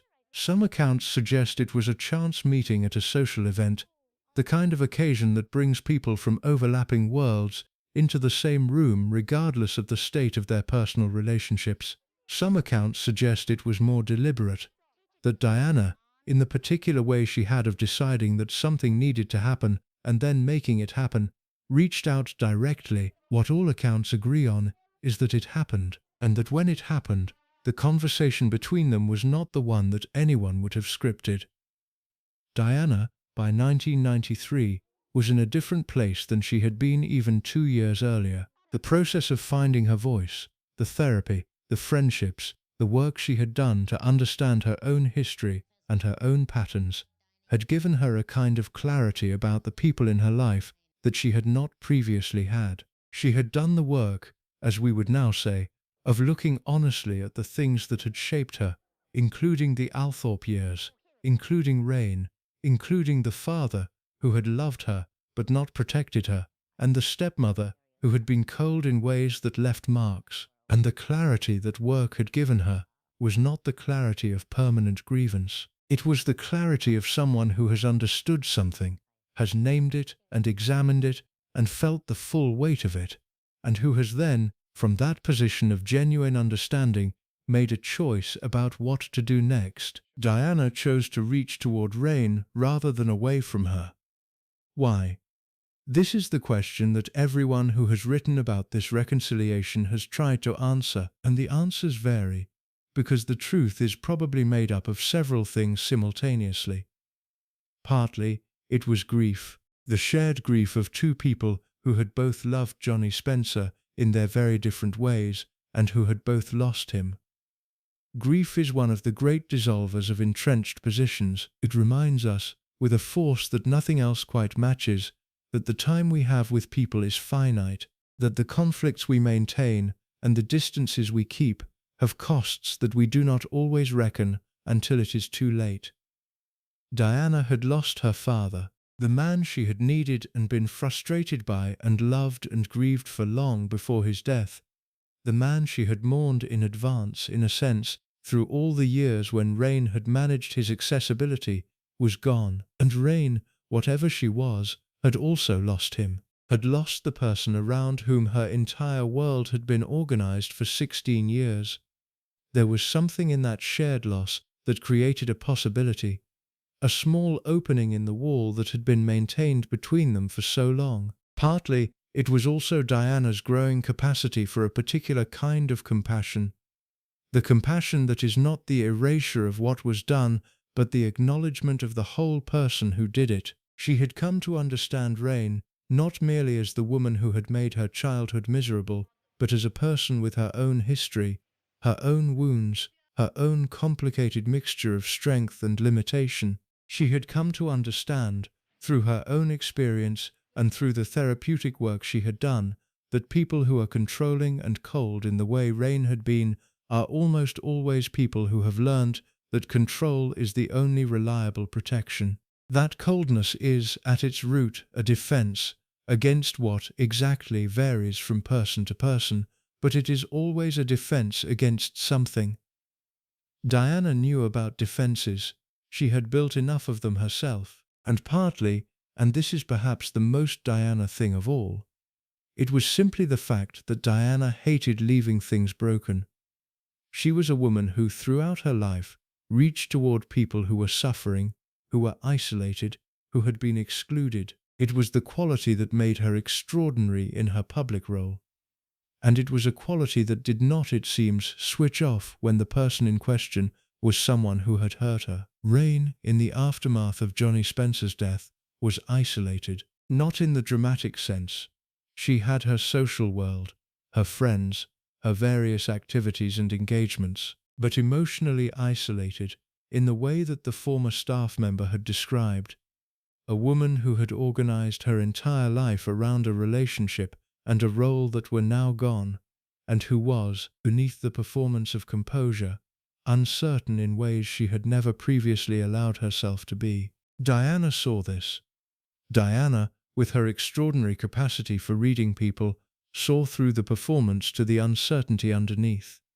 And something in her responded to it. They had lunch. This is the detail that appears in multiple accounts. A lunch, somewhere in London in 1993, at which Diana and Raine sat across a table from each other and had a conversation that was genuinely different from any conversation they had ever had before. What was said at that lunch is not part of the public record. The people who know what was said are not people who have chosen to share it in detail. But the outcome of it, the change in the relationship that followed, is documented well enough. After the lunch, Diana and Raine began to see each other. Not frequently, not with the regularity of people who have built a genuine friendship, but with enough consistency that the people around Diana noticed and remarked upon it. They shopped together. This detail appears in several accounts and always causes a small surprise when people encounter it, because it is so mundanely normal. Two women, a stepmother and her stepdaughter, walking through London shops together, so ordinary as to be almost incomprehensible given the history. They had telephone conversations, regular ones. Friends of Diana from this period have described her mentioning Raine in conversations, not with the old bitterness, not with the weight of accumulated grievance, but with something that sounded like genuine warmth, like someone describing a person they were, cautiously and carefully, and with full awareness of the history, coming to know. Rosa Monckton, one of Diana's closest friends in her final years, has spoken about this reconciliation in interviews conducted after Diana's death. She described Diana talking about Raine with a kind of surprised affection, as though Diana herself was still somewhat astonished by what was happening, but was choosing to lean into the surprise rather than resist it. Monckton described Diana as someone who had made a genuine decision to move past the grievances of the Althorp years, not to pretend they hadn't happened, not to revise the history, but to place them in a context that allowed for something new to develop alongside them. This is an emotionally sophisticated thing to do. It is not something that many people manage. It requires the ability to hold two truths simultaneously. What was done to me was real and damaging, and the person who did it is more than the sum of the damage they caused. And to act from that doubled understanding, rather than from the simpler single truth of grievance. Diana managed it. Whether Raine fully reciprocated the emotional generosity of this reconciliation is a more complicated question. Raine, in the various public statements she made about Diana during this period and in the years after Diana's death, was always warmly positive. She praised Diana's qualities. She spoke of her with what appeared to be genuine affection. She described their renewed relationship in terms that suggested real closeness. But Raine was also a woman who was always performing, always managing her public image, always aware of how she was being perceived and adjusting her presentation accordingly.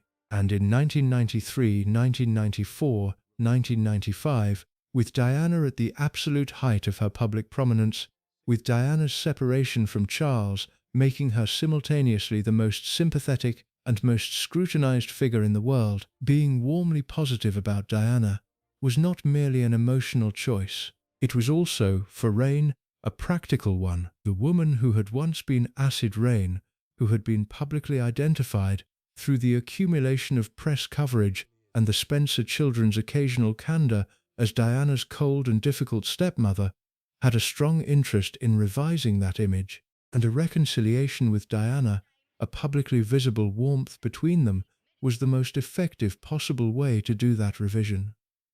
This does not mean the warmth was entirely false. It probably wasn't. The complexity of real human relationships rarely reduces to pure strategy, and Raine was, as we have established, genuinely more complicated than her villainous reputation allowed. But it also means that Raine's participation in the reconciliation cannot be entirely separated from the benefit she derived from it, which is a different thing from Diana's participation, which seems to have been driven almost entirely by the internal work she had done and the emotional decisions she had made. The disparity in motivation does not negate the reality of what developed between them, but it is worth holding in mind because it is consistent with everything we know about how Raine Spencer operated throughout her life, doing things that were genuine and strategic simultaneously, in proportions that varied by circumstance and were never quite possible to determine from the outside.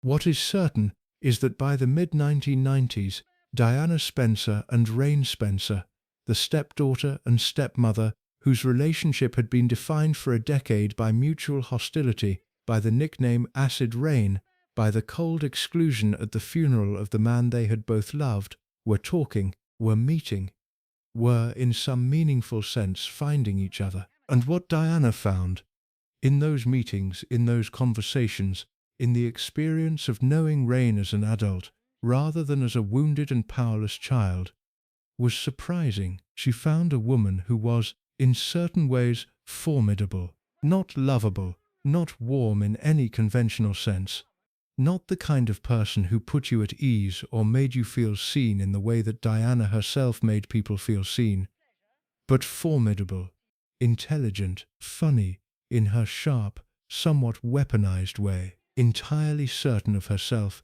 in a manner that Diana, who had spent so much of her life uncertain, found both alienating and oddly admirable. She found a woman who had survived, who had been attacked and mocked and nicknamed and excluded, and who had, through the simple mechanism of refusing to care what people thought, continued to be exactly who she was, without apology or revision. There was something in that survival, in that absolute bedrock, almost aggressive self-certainty, that Diana, in her own very different way, was beginning to develop. The Diana of the mid-1990s was not the Diana of the early 1980s. She had found her voice. She had begun to understand her own power. She had begun to stop waiting for other people to approve of her before she allowed herself to exist fully. In Raine, in some strange and unexpected way, she may have seen a kind of template, not a template to be copied.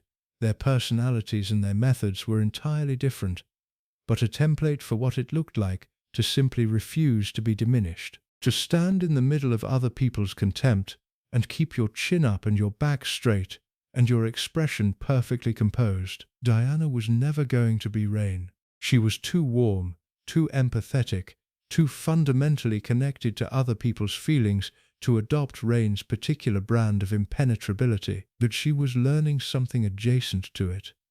She was learning that you could survive the worst things people did to you without being destroyed by them, that you could come out the other side still intact, still yourself. Raine had survived.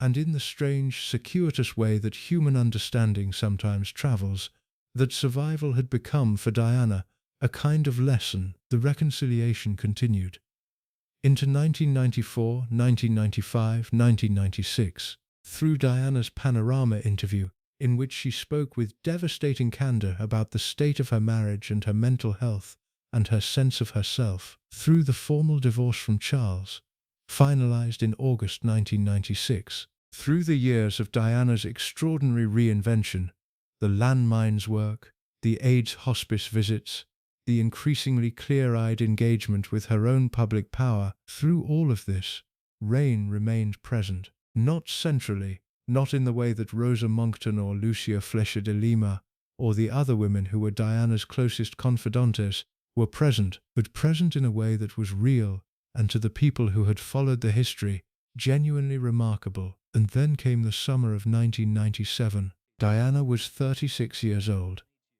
She was, by the accounts of the people who knew her best, in a better place personally than she had been in years. She had her boys, she had her work, she had the extraordinary global platform that her public role had given her, she had the beginnings of what looked like it might be a genuine private happiness. On the Althorp, she was also, in the months before her death, in a period of reflection, of looking back at her life, at the people who had shaped her, the experiences that had formed her, the wounds and the gifts and the complicated inheritances of her particular history. In this reflective period, she spoke about Raine. Rosa Monckton, in an interview given some years after Diana's death, described a conversation she had had with Diana in the summer of 1997, in the weeks before the accident in Paris that killed her. She said that Diana had spoken about Raine with a warmth and a generosity that, given the history, had struck her as remarkable. Diana had said, and Monckton was careful to paraphrase rather than quote directly, conscious of the weight that Diana's words carried, that she had come to understand Raine differently, that the woman she had hated as a child, the woman she had pushed on the staircase, the woman she had called Acid Raine, with a bitterness that was entirely earned, That woman had turned out to be more complicated and more interesting than the simple villain she had seemed to be at 14. She said that Raine had loved her father. Whatever else was true, whatever the mixture of motives and the complicated balance of love and self-interest, Raine had loved Johnny Spencer, and she had fought for him, and she had not left. She said that she had learned something from Raine about surviving, about the particular discipline of not being destroyed by things that are designed to destroy you. And she said, and this is the detail that Monckton offered quietly, as though aware of its weight, that she was glad they had found each other, that she was glad they had had the years since Johnny's death to know each other differently, that she was glad it hadn't ended at the funeral. 3 weeks after that conversation, Diana was dead. She died in the Pont de l'Almar tunnel in Paris in the early hours of August 31st, 1997, from injuries sustained in the car crash that the world woke up to with a disbelief that took days to fully resolve into the reality of loss. And among the people who received the news with a grief that the world did not primarily think about, among the people for whom Diana's death was a personal loss rather than a public one, was Raine Spencer. She was 67 years old. She had known Diana since the girl was 11. She had been for 16 years her stepmother, in form if not entirely in feeling. She had been cold to her in ways that left marks. She had been part of the story that made Diana who she was, in the way that all the painful things we survive are part of the story that makes us who we are. And in the last years of Diana's life, she had been something else, something that neither of them had expected and that both of them had chosen. Not quite a mother, not quite a friend, something without a clean category, the kind of relationship that exists in the spaces that formal language doesn't quite reach. A reckoning, perhaps, a late and partial and complicated reckoning, with a shared history that had been, at its worst, genuinely damaging, and at its end, genuinely redeemed by something that both of them had found the courage to reach toward. The world mourned Diana with an outpouring of grief that no one who lived through it has ever forgotten. The flowers outside Kensington Palace, the queues stretching for miles, the silence of a nation that had lost something it did not know how to name, and in a flat in London, or at one of the social engagements she continued to attend with characteristic composure, Raine Spencer was also grieving, not in public, not in a way that the world would see or acknowledge or include in its collective mourning, but grieving because she had loved Johnny, and Johnny was already gone. And now Diana, the girl she had failed and the woman she had in the end found, was gone too. And whatever the verdict was on Raine Spencer, whatever balance sheet of warmth and coldness, of love and damage, of remarkable strengths and real failures, the woman who added up to that verdict was, in August 1997, alone with her grief in a way that the world did not witness and did not by and large think to consider. She was not finished, though. Not by a long way, because Raine Spencer had one more chapter in her story, one more act in the performance of a life that had always refused, even when everything around it collapsed, to stop moving forward. She was going to fall in love again, and the man she was going to fall in love with was going to surprise everyone who thought they had Raine Spencer fully understood. One morn, there is a particular kind of woman who, when the life she has built collapses around her, does not sit in the rubble and mourn. She looks at the rubble, she assesses it with the cold efficiency that has always been her primary instrument, and she builds something new. Not a replica of what was lost, not a diminished version, scaled down to fit the reduced circumstances. Something new, something that announces, to everyone watching, that the collapse was not the end of the story, that the story, in fact, has further to go than anyone anticipated. Raine Spencer was that kind of woman. By 1993, she had lost Althorp. She had lost the title in its living form. She had lost the man around whom 16 years of her life had been organized. She had been excluded, publicly and pointedly, at the funeral of that man, by the children she had failed in ways she either did not fully understand or did not fully acknowledge. She was 63 years old. She was wealthy but not extravagantly so. She was socially connected, but in a world that was, even then, beginning to shift in ways that made the old connections less reliable, less sustaining than they had once been. She was, by any conventional assessment of such situations, in the difficult position that women of her generation and background often found themselves in when the marriage that had defined their social identity was over. The world had been organized around the husband, the house, the role. The husband was gone. The house was gone.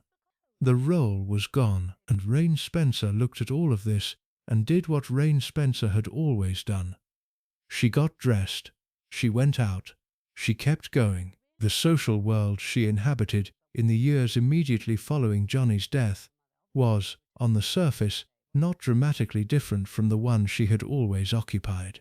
The dinners, the charity functions, the cultural events, the particular circuit of upper-class London and country house life that had been her natural environment since her debutante days in 1947. But underneath the surface continuity, things were different.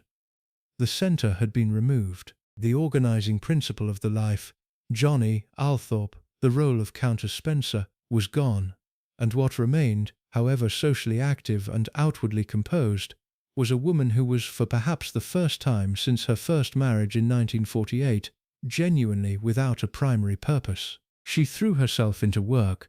She had always worked.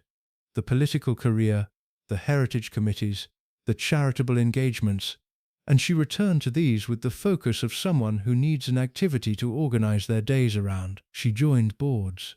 She attended meetings. She used the considerable intelligence and experience she had accumulated over decades in public life in service of various causes and institutions. But work, for Raine, had always been secondary to the main project. And the main project had always been the man and the house and the position. She needed a new project. And in 1993, at a social function in London, the kind of event that the upper-class world specializes in producing, at which people with overlapping social worlds come together in a room full of flowers and canapés and carefully maintained conversation, Raine Spencer met Jean-François Pinton de Chambrun. The name alone tells you something.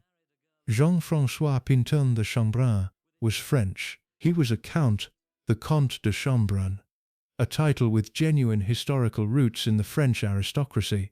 He was charming in the particular way that French aristocrats of his generation and background were charming, polished, attentive, genuinely interested in the person in front of him, in a way that was both culturally trained and, in his case, apparently sincere. He was also, in the eyes of the various people who knew both him and Raine, and who observed their meeting and its aftermath, entirely besotted with her. This is one of the details that makes Raine's story interesting in ways that complicate the simple assessments. The men who loved her, Gerald Legge, who had married her when she was 19, and who had, by most accounts, loved her genuinely throughout their marriage. Johnny Spencer, who had chosen her and stayed with her, and whose last years had been organized entirely around her. And now Jean-François, who met her at 63, when she was a widow with a complicated public reputation and a life that was, by conventional measures, in a diminished state, and fell in love with her completely. This is not the biography of a cold woman. Or rather, it is, but it is also the biography of a woman who inspired, in the men who actually knew her intimately, a depth of feeling that the public image of Acid Raine would not lead you to predict, which tells us something important about the gap between the public Raine and the private one. The woman the Spencer children experienced, the controlled, indifferent, managing presence who had reorganized their home and minimized their access to their father, was real. The staff's accounts were real. Diana's pain was real, but there was apparently another Raine, a private Raine, experienced only by the men she loved and the very small number of people she truly trusted, who was capable of inspiring genuine devotion, who was, in those intimate spaces, something different from the public performance. What that private Raine was like, what she said and felt and showed in the relationships that mattered to her, is not something the historical record gives us much access to. By definition, the private self is the self that is not documented, not witnessed, not reported on by the staff, or the children, or the press, but the evidence of the men who loved her is itself a kind of documentation. Jean-François de Chambrun was clearly in love with her, and Raine, by all accounts, was in love with him. They married in 1998, quietly, privately, which was, for Raine, somewhat characteristic. Her marriages were not occasions for public display in the way that much of the rest of her life was. They were, it seems, genuinely personal events that she kept close. The marriage gave her a new title, the Comtesse de Chambrun, and a new life that was organized partly around London and partly around France. The Chambrun name brought with it a social world that overlapped with but was distinct from the English aristocratic world she had always inhabited. There were chateaux and French social engagements, and the particular pleasures of a life lived across two cultures. She thrived. This is the word that the people who knew her during this period used consistently. She thrived. The woman who had been quietly grieving, beneath the composure, beneath the performance, in the private spaces that no one saw, came alive again, in a way that was visible and real. She travelled. She entertained. She engaged with Jean-François's world with the same comprehensive energy she had brought to every world she had ever entered. She learned what she needed to learn, connected with who she needed to connect with, and established herself, as she had always established herself everywhere, as someone of presence and consequence. The French social world received her with an enthusiasm that the English one, in those post-Althorp, post-Diana years, had been somewhat more guarded about providing. In France, the history of the Spencer family dynamics was less immediately present, less loaded with the specific cultural weight it carried in Britain. In France, Raine Spencer was simply an extraordinary English aristocrat with impeccable style, formidable intelligence, and the kind of presence that fills rooms without effort. The nickname Acid Rain meant nothing there. The selling of the Althorp treasures was a footnote, if it was known at all. The complex family drama that had defined her English reputation was absent. She was free, in a sense, to be the version of herself that she had always presented, the polished, capable, socially masterful woman, without the shadow of the Spencer family history falling over everything. She was happy, or as close to happy as a woman of Raine's particular emotional constitution could be said to be, which is not the same as other people's happy, but was, by the evidence of those who knew her, genuine. The marriage to Jean-François lasted until his death in 2012. He died after a period of illness, at the age of 81, and Raine, who was by then 82 herself, who had now buried two husbands and survived the deaths of her stepdaughter and her first husband and the loss of the house that had been the centre of her life, grieved him in the same private, composed way she had grieved everything, not publicly, not in the ways that the world could see, but genuinely. She was widowed for the second time.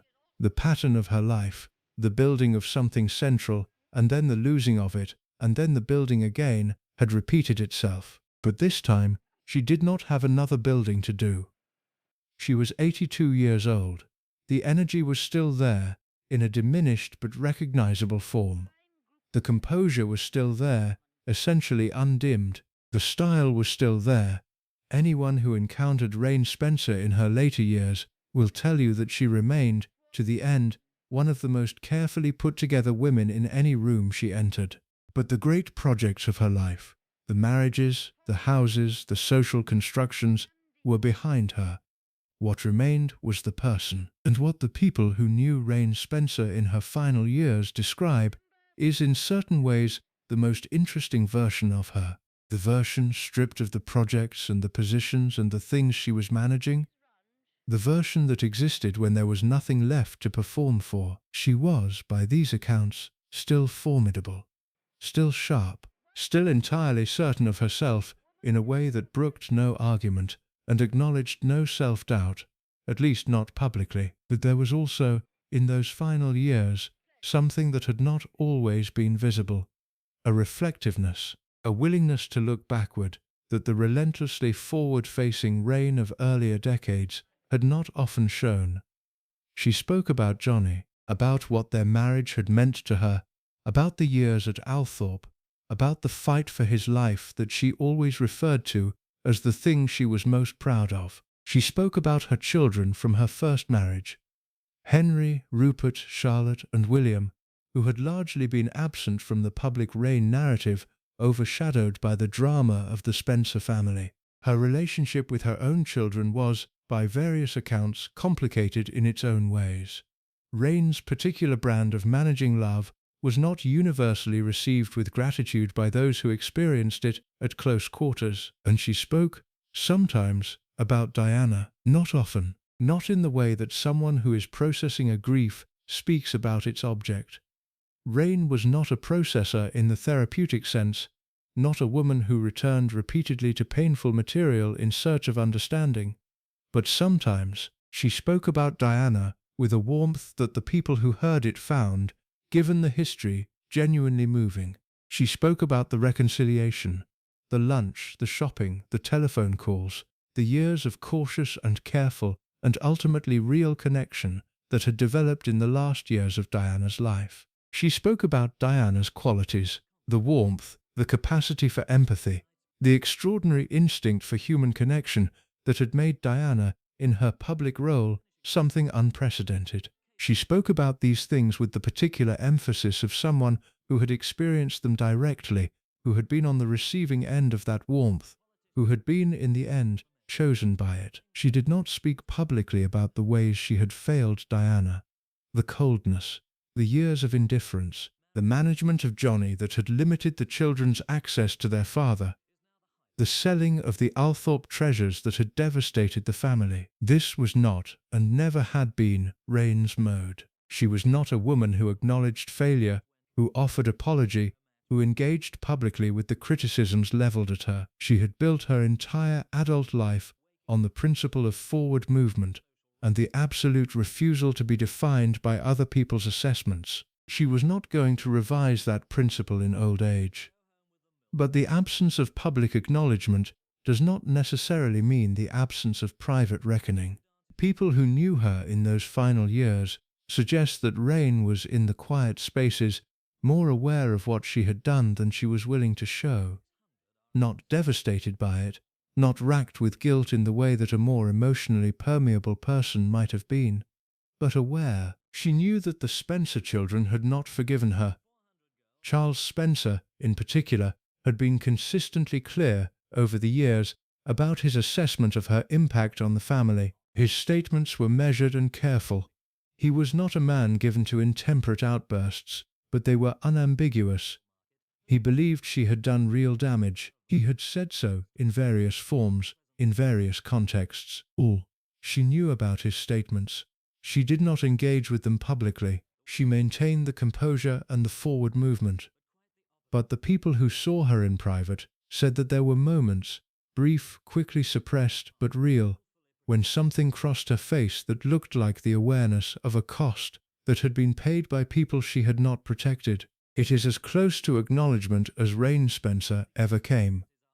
And in the context of a life of such extraordinary forward movement, such absolute refusal to look back, such comprehensive management of every public and semi-public presentation, it is perhaps enough to count as something. The question of Raine Spencer's legacy, what she was, what she did, what she deserves to be remembered as, is not one that resolves into a simple answer. She was a woman of formidable intelligence and genuine capability, who competed in worlds designed to exclude her and won, repeatedly, through sheer force of will. She was a woman who saved her husband's life when the medical establishment had effectively given up on him, through a combination of love and stubbornness and the absolute refusal to accept a conclusion she found unacceptable. She was a woman who built herself from the raw material of a complicated upbringing in the shadow of a spectacular and overwhelming mother, into something that was entirely, recognizably, uncomplicatedly herself. And she was a woman who failed 4 children who needed her, or at least needed her not to be an obstacle, who used her considerable power in service of her own interests and her own comfort and her own vision of how the world should be organized, without sufficient attention to the damage this caused to the people around her who were most vulnerable. She was the woman who sold Althorp's treasures. The woman the staff said was worse. The woman whose stepdaughter called her acid rain and meant it, and then, 20 years later, called her something closer to friend and meant that too. She was all of these things, simultaneously, irresolvably, in the way that real people always are when you look at them honestly, and refuse to choose only the parts that confirm what you already believe. Charles Spencer, for his part, never fully revised his assessment of her. He remained, to the end, the keeper of a particular version of the truth about Raine Spencer, the version that the Spencer children had lived, that the staff had witnessed, that Diana had carried through her adolescence and young adulthood, and the beginning of her marriage. That version was true, it deserved to be kept, but it was not the only version. And the story of the reconciliation, of Diana choosing to reach toward the woman who had failed her, of Raine accepting that reach with something genuine underneath the strategic calculation, is also true, also deserves to be kept. Both things, always in the end, both things. Raine Spencer died on October 21, 2016. She was 87 years old. She died quietly, privately, with the characteristic composure that she had maintained through everything. No dramatic final statements, no deathbed confessions, no public reckoning with the things she had done and the damage she had caused, just the ending of a life that had been by any measure extraordinary. Complicated, damaging in places, remarkable in others, a life lived entirely on its own terms, by a woman who had decided, very early and very firmly, that other people's terms were not adequate to contain her. The obituaries were careful. They noted the political career, the heritage work, the marriage to Johnny Spencer, the saving of his life. They noted the Diana connection, the complicated stepmother history, the nickname. They were balanced in the way that obituaries try to be, acknowledging the full complexity of a life without rendering a final verdict that the life itself had resisted throughout. Charles Spencer did not make a public statement. Diana had been gone for 19 years. And Raine Spencer, the daughter of Barbara Cartland, the Countess of Dartmouth, the Countess Spencer, the Comtesse de Chambrun, the woman the staff said was worse, the woman who saved her husband's life, the woman who failed her stepchildren, the woman who was in the end forgiven by the most famous of them, was gone, leaving behind, as complicated people always do, a story that does not end with her ending, a story that continues in the people she shaped, the house she marked, the wounds she left, and the reconciliation she accepted, and the extraordinary, infuriating, fascinating life she lived without apology from beginning to end. There is a category of historical witness that is almost never properly accounted for. Not the politicians, not the aristocrats, not the family members who write memoirs and give interviews and shape the public narrative with the authority of their proximity to the famous. Not the journalists who were there at the edges, notebooks in hand, assembling the official version of events from the fragments that the powerful chose to release. The other people, the ones in the background, the ones who carried the trays and turned down the beds and polished the silver and answered the doors and stood in the corners of rooms where history was being made, invisible by training and by convention and by the particular social contract that has always governed the relationship between the served and those who serve them. The staff, the VUC.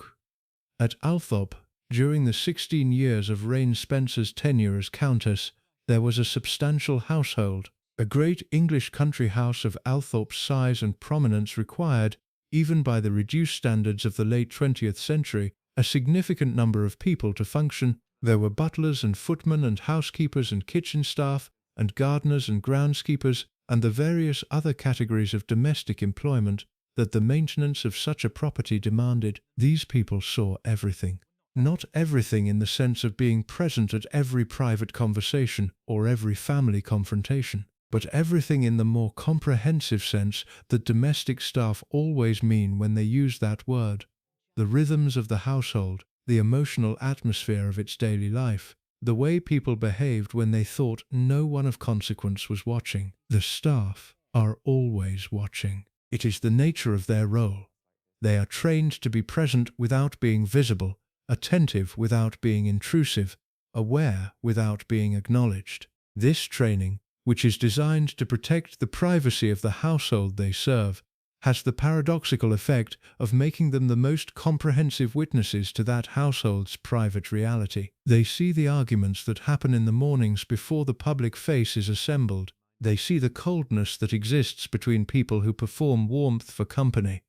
They see the small, daily cruelties that leave no marks and produce no evidence, but that accumulate, over time, into something that shapes lives. At Althorp, in the years of Raine Spencer's management of the house and the family, they saw a great deal, and over the years, slowly, carefully, with the instinctive caution of people who had been trained to silence and who carried that training like a second skin even decades after leaving service, some of them spoke, not in press conferences, not in explosive tell-all interviews designed to cause maximum damage, but in the quieter ways that such information travels, in conversations with journalists working on longer biographical projects, in documentary interviews where the camera was kind and the context was historical rather than sensational, in the careful, hedged language of people who wanted the truth to be known, but who still, even then, felt the weight of the obligation to discretion. What they said, assembled from these various sources, forms a portrait of Althorp under Raine Spencer that is both more specific and more damning than the general outline that the public narrative had previously contained. Let us begin with the management of the house itself, because before we get to the more emotionally charged material, the treatment of the children, the management of Johnny Spencer's relationships, the specific incidents that the staff witnessed and remembered, we need to understand the baseline, the daily reality of what it was like to work in the house that Raine ran.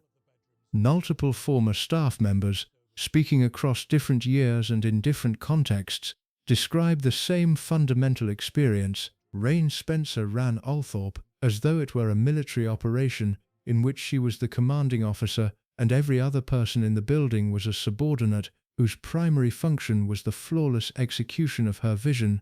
This is not in itself unusual for a great English country house of that era. The tradition of demanding household management was well established. Standards were high.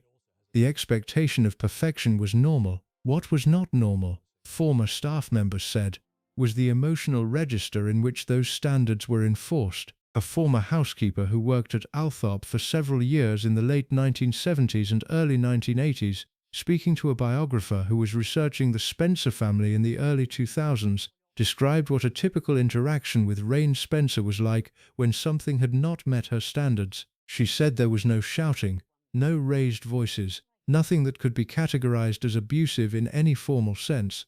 What there was instead was a kind of icy precision that she found in some ways more difficult to deal with than anger. She said that when something was wrong, a room not laid out correctly, a meal not served at the temperature Raine required, a minor deviation from the routine she had established, Raine would address it with a composure that somehow managed to be more withering than fury. She would call you by your name. She would describe, with complete accuracy and no unnecessary elaboration, what had been done incorrectly. She would indicate, without raising her voice, what the correct standard was. And then she would turn away, not angrily, not with any visible emotion, just turn away, as though the matter were fully resolved and you yourself were no longer of sufficient interest to warrant further attention. The housekeeper said that this manner left you feeling not reprimanded but dismissed, not corrected but erased, and that the accumulation of these interactions over months and years of working in her household produced in many of the staff a kind of chronic anxiety that she described as exhausting to live with. She said that the house was beautiful, impeccably maintained, immaculately presented, everything in its correct place at all times, and that working in it felt like working in a museum where you were perpetually terrified of touching something. A former footman who had worked at Althorp for approximately 18 months in the early 1980s told a similar story, with one addition that the housekeeper had not mentioned. He said that Raine Spencer had an extraordinary memory for everything that had previously gone wrong, that months after an incident, a glass left on the wrong surface, a door not properly attended to during a dinner, She would reference it, not accusatorially, not in a way that was designed to punish, but in a way that made it clear that she had noted it, had catalogued it, and was holding it. He said that working for her felt like working for someone who was permanently auditing you, who was maintaining, in some internal filing system of extraordinary precision, a running account of your performance, and that the knowledge of this audit, the sense of being perpetually assessed and found either adequate or inadequate, was what he remembered most clearly about the experience years after he had left. He left, he said, after 18 months, which was shorter than he had anticipated staying when he took the position. He said the house was extraordinary, and the pay was fine, and the work itself was not unreasonable. But the atmosphere was not something he could sustain indefinitely. He did not use the word oppressive, but the word hovered, unspoken, underneath everything he said. These accounts of the working atmosphere at Althorp are important background for what follows, because the emotional register that Raine applied to her management of the staff, the cold precision, the dismissiveness, the perpetual audit, the withering composure that was somehow worse than anger, was, by all accounts, consistent with the register she applied to everything and everyone in the house, including the Spencer children. The most detailed account of Raine's treatment of the children that has emerged from former staff members comes from a woman who worked in the Althorp kitchen for several years during the period when the Spencer children were still making regular visits to the house. Her account was given to a documentary filmmaker in the mid-2000s and has been referenced in several biographical works on the Spencer family. She described the visits of the Spencer children with a specificity and a clarity that suggested these were experiences that had stayed with her, that had lodged, as certain witnessed injustices do, in the memory with a persistence that years and distance had not diminished. She said that when the children arrived, Charles, Sarah, Jane, Diana, in their various combinations depending on the occasion, the atmosphere in the house changed, not noticeably to a casual observer, not in any dramatic or obvious way, but to someone who worked there daily, who knew the baseline temperature of the house and could detect deviations from it. The change was real. It got colder. That was the word she used, not in temperature but in feeling, in the intangible but unmistakable quality of the atmosphere that a house develops when the people in it are in conflict or discomfort or both. She said that Lady Spencer's manner toward the children was, on the surface, entirely correct. She greeted them appropriately. She ensured they were fed and accommodated. She attended to the formal requirements of hospitality with the same precision she brought to everything else, but underneath the correctness, she said, there was an absence of the warmth that you would expect, that any ordinary human being would naturally extend toward the children of the man they loved. The small, spontaneous gestures of inclusion, the asking after their lives with genuine curiosity, the making of space, in the household's routine and in the emotional atmosphere, for young people who were, after all, in their own home, none of that was there. The correctness was there, perfectly calibrated, but the warmth was absent, and the children, particularly Diana, who the kitchen worker remembered with great clarity and obvious affection, felt the absence. She described Diana specifically. She said Diana was the one she noticed most, partly because she was the youngest of the girls, and partly because of something in her manner that she found, even then, particularly affecting. She said Diana tried. Every visit she tried. You could see it in the way she came down to the kitchen sometimes, the way some of the children of the house did, looking for warmth in the below-stairs world when the above-stairs world felt cold, sitting at the kitchen table while the cook worked, talking about nothing in particular, comfortable in a way she clearly wasn't comfortable in the formal rooms. She said Diana talked to the kitchen staff the way she talked to everyone she felt safe with, openly, warmly, with genuine interest in their lives and genuine willingness to share her own. She asked about their families. She remembered things they had told her from previous visits. She laughed easily and made them laugh, which was a quality that made an impression because laughter was not a prominent feature of the house's general atmosphere. She said Diana was, Even at 15 and 16, one of those rare people who made you feel that she was genuinely glad to see you. Not as a performance, not as a cultivated social manner, but as something real and instinctive. And she said that watching Diana come down to the kitchen and knowing why she was coming down to the kitchen, knowing that the warmth she was looking for in the formal rooms of the house was not available there, that the woman who should have been extending it was not capable of or interested in doing so. That was one of the things she found hardest about working at Althorp. She said she wanted to say something.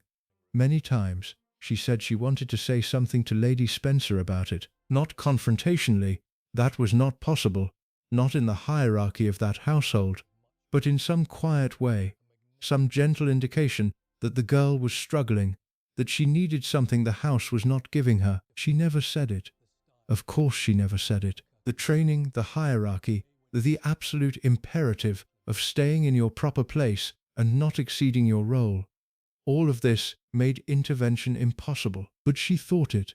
Every time she saw Diana arrive hoping and leave without, she thought it. This testimony, given years after the fact, by a woman who had left Althorp and the formal structures of that world behind, carries a particular weight precisely because of its specific detail. The kitchen table, the laughter, the trying. These are not the invented details of someone constructing a narrative. They are the remembered details of someone who was there. Another former staff member, a man who had worked as a groundskeeper at Althorp during the early 1980s, offered a different kind of testimony. Not about the indoor world of the house and its human dynamics, but about something he had witnessed in the grounds. An incident that he had returned to many times in the years since, trying to understand what it had meant. He described a day. He could not place it precisely in time, but he believed it was sometime in 1981 or 1982, after Diana's marriage, when he was working in the gardens and saw Diana walking alone in the grounds. This was not, he said, unusual. Diana walked in the grounds when she visited, as the family had always done. The gardens and the parkland around Althorp were beautiful, and the walks were long-established family habits. What was unusual was that Diana was crying, not visibly weeping, not in the uncontrolled way that would have made the situation obvious, but crying in the quiet, controlled way of someone who is trying not to be seen crying. The slight redness around the eyes, the particular stillness of the face that people adopt when they are trying to hold something in. He had been far enough away that she had not noticed him. He had continued working, giving her the privacy that the situation clearly called for. But he had seen her, and he had wondered, then and many times afterward, what had happened in the house that morning, what had been said or not said, what small act of exclusion or indifference had produced that quiet, controlled grief in a young woman walking alone in her family's grounds. He said he never knew. He had not asked, obviously. And Diana had pulled herself together, walked further along the path, and eventually returned to the house. And the day had continued, as days at Althorp continued, correctly, efficiently, with nothing on the surface to indicate that anything had been felt. But he had seen it, and it had stayed with him. There is also the testimony, given in various forms over the years, about the specific question of Johnny Spencer's access to his children during this period. This is perhaps the most significant area of the staff testimony, because it speaks directly to the charge that was most damaging to Raine's legacy, that she actively managed Johnny Spencer's relationships with his children, that she filtered his correspondence, controlled his calendar, and ensured that the access his children had to him was limited in ways that served her interests rather than theirs. Several former staff members, speaking independently and in different contexts, describe elements of this dynamic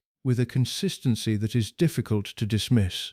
A former personal secretary who worked for the Earl Spencer during the late 1970s and early 1980s described the management of Johnny Spencer's correspondence with a precision that was clearly informed by direct experience. She said that all correspondence addressed to the Earl, letters, invitations, requests for meetings, came through Lady Spencer's review before reaching him.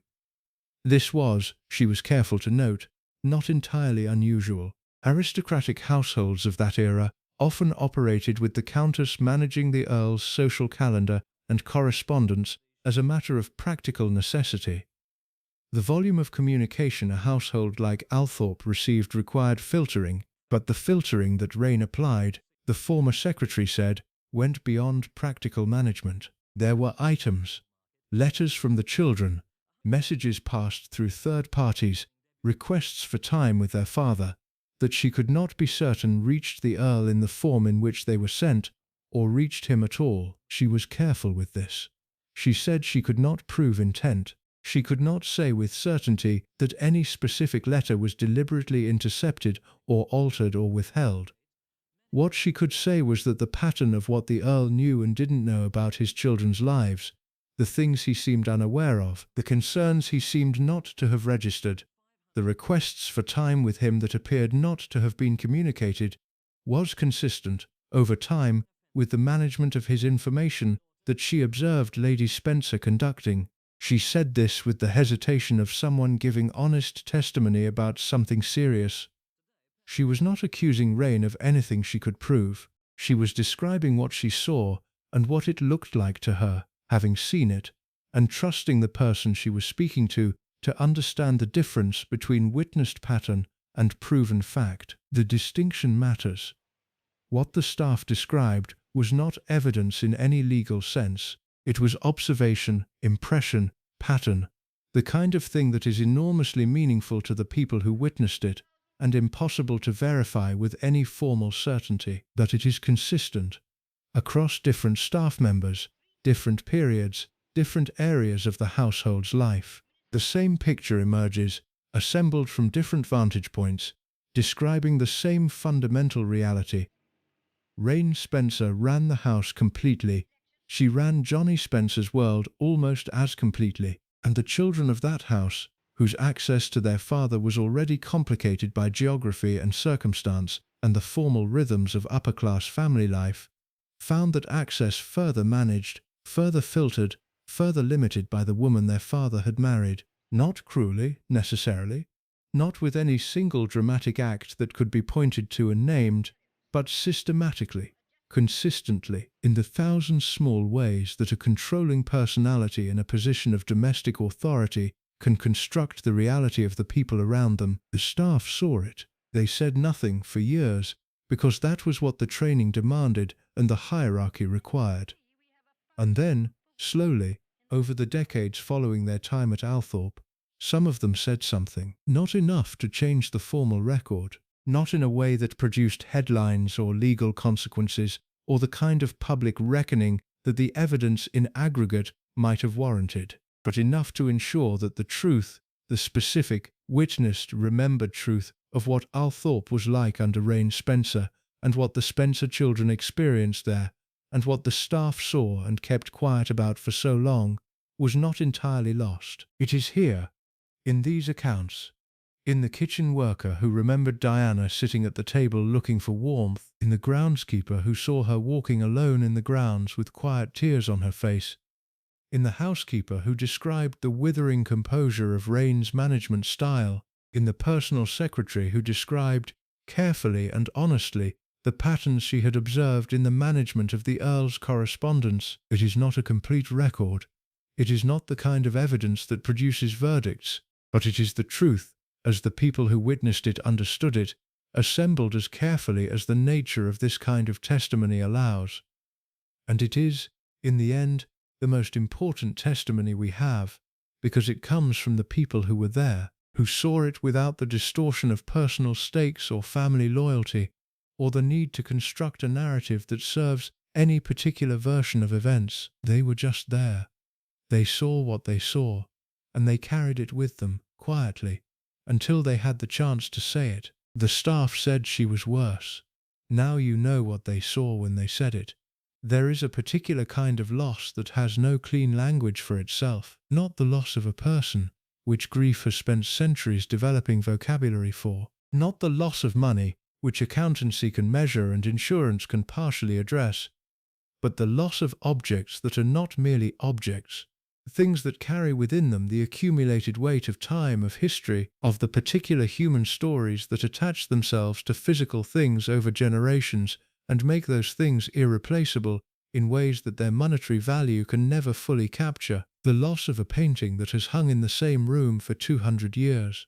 The loss of a piece of furniture that has been part of a family's domestic life for so long that it has become, in the most literal possible sense, part of the family. The loss of silver that has been passed down through 8 generations of the same bloodline, each generation adding its own fingerprints to the metal, its own memories to the object, until the object is not merely silver, but something almost alive with accumulated human meaning. This is what was sold from Althorp during the years of Raine Spencer's management.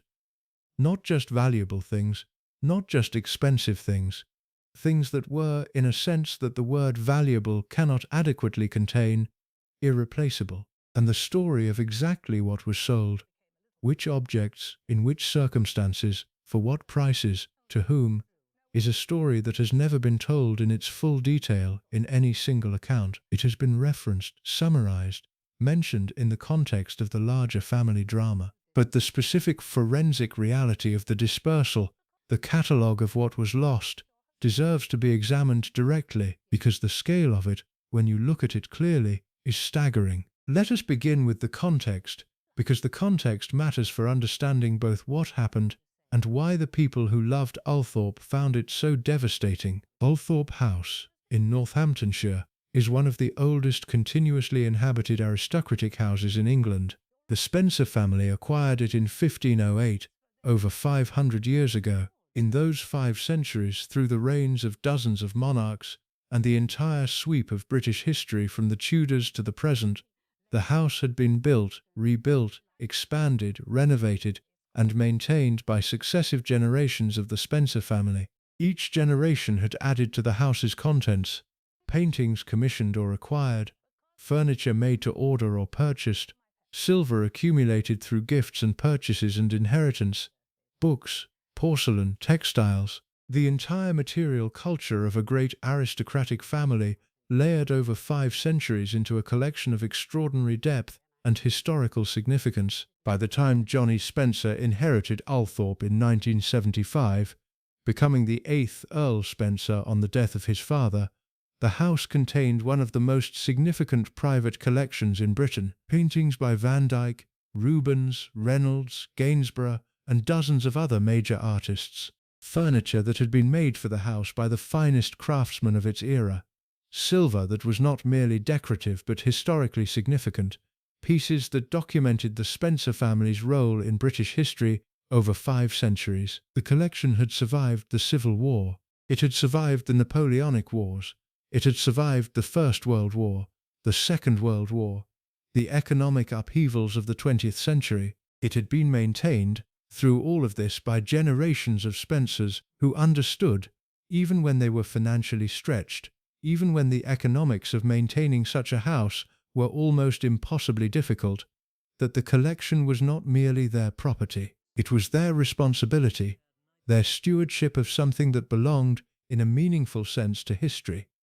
And then Raine arrived. Now, to be entirely fair, and this story requires fairness even where fairness is uncomfortable, the financial situation that confronted Johnny Spencer when he inherited Althorp was genuinely dire. The great aristocratic houses of England were, by the 1970s, in a crisis that had been building for decades.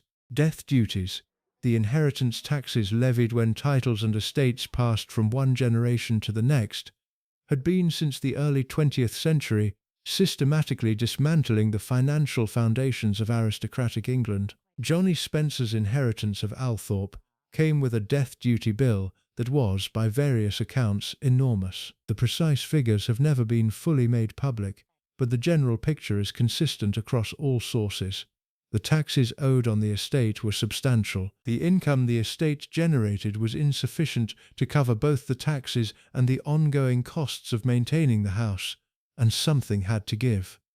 This is the context in which the selling began, and it is important to acknowledge, as the more charitable accounts of Raine's management have always pointed out, that some selling was probably inevitable, that the alternative, allowing the house to deteriorate, falling into the category of great English houses that simply collapsed under the weight of their own maintenance costs, was genuinely worse. But there is a vast difference between strategic, reluctant, carefully considered selling of specific items to address specific financial needs, conducted with respect for the collection's historical significance and with the knowledge and input of the family members who stood to inherit it, and what actually happened at Althorp. What actually happened was something different, something that the people who understood the collection, the art historians, the heritage experts, the family members who had grown up surrounded by these things and who understood their significance, found, when they discovered the scale of it, deeply shocking. The selling did not begin as a targeted response to specific financial pressure. It began, by the accounts of those who watched it, as something more comprehensive, as a general reorganization of the house's contents in accordance with Raine's vision of what Althorp should be, a vision that was aesthetic and practical, and that placed a relatively low value on the historical significance of objects whose presence in the house she found inconvenient or unfashionable. She redecorated. This needs to be understood in its full scope. Raine Spencer did not merely update a few rooms or refresh some furnishings. She undertook a comprehensive redecoration of Althorp that involved the removal of contents, furniture, paintings, decorative objects that she found unsuitable for the aesthetic she was creating. Some of these objects were moved to other parts of the house, some were put into storage, and some, a significant number, ultimately a staggering number, were sold. Thanks for watching the full documentary. If you like this type of documentary, then please stay with us by subscribing to our channel.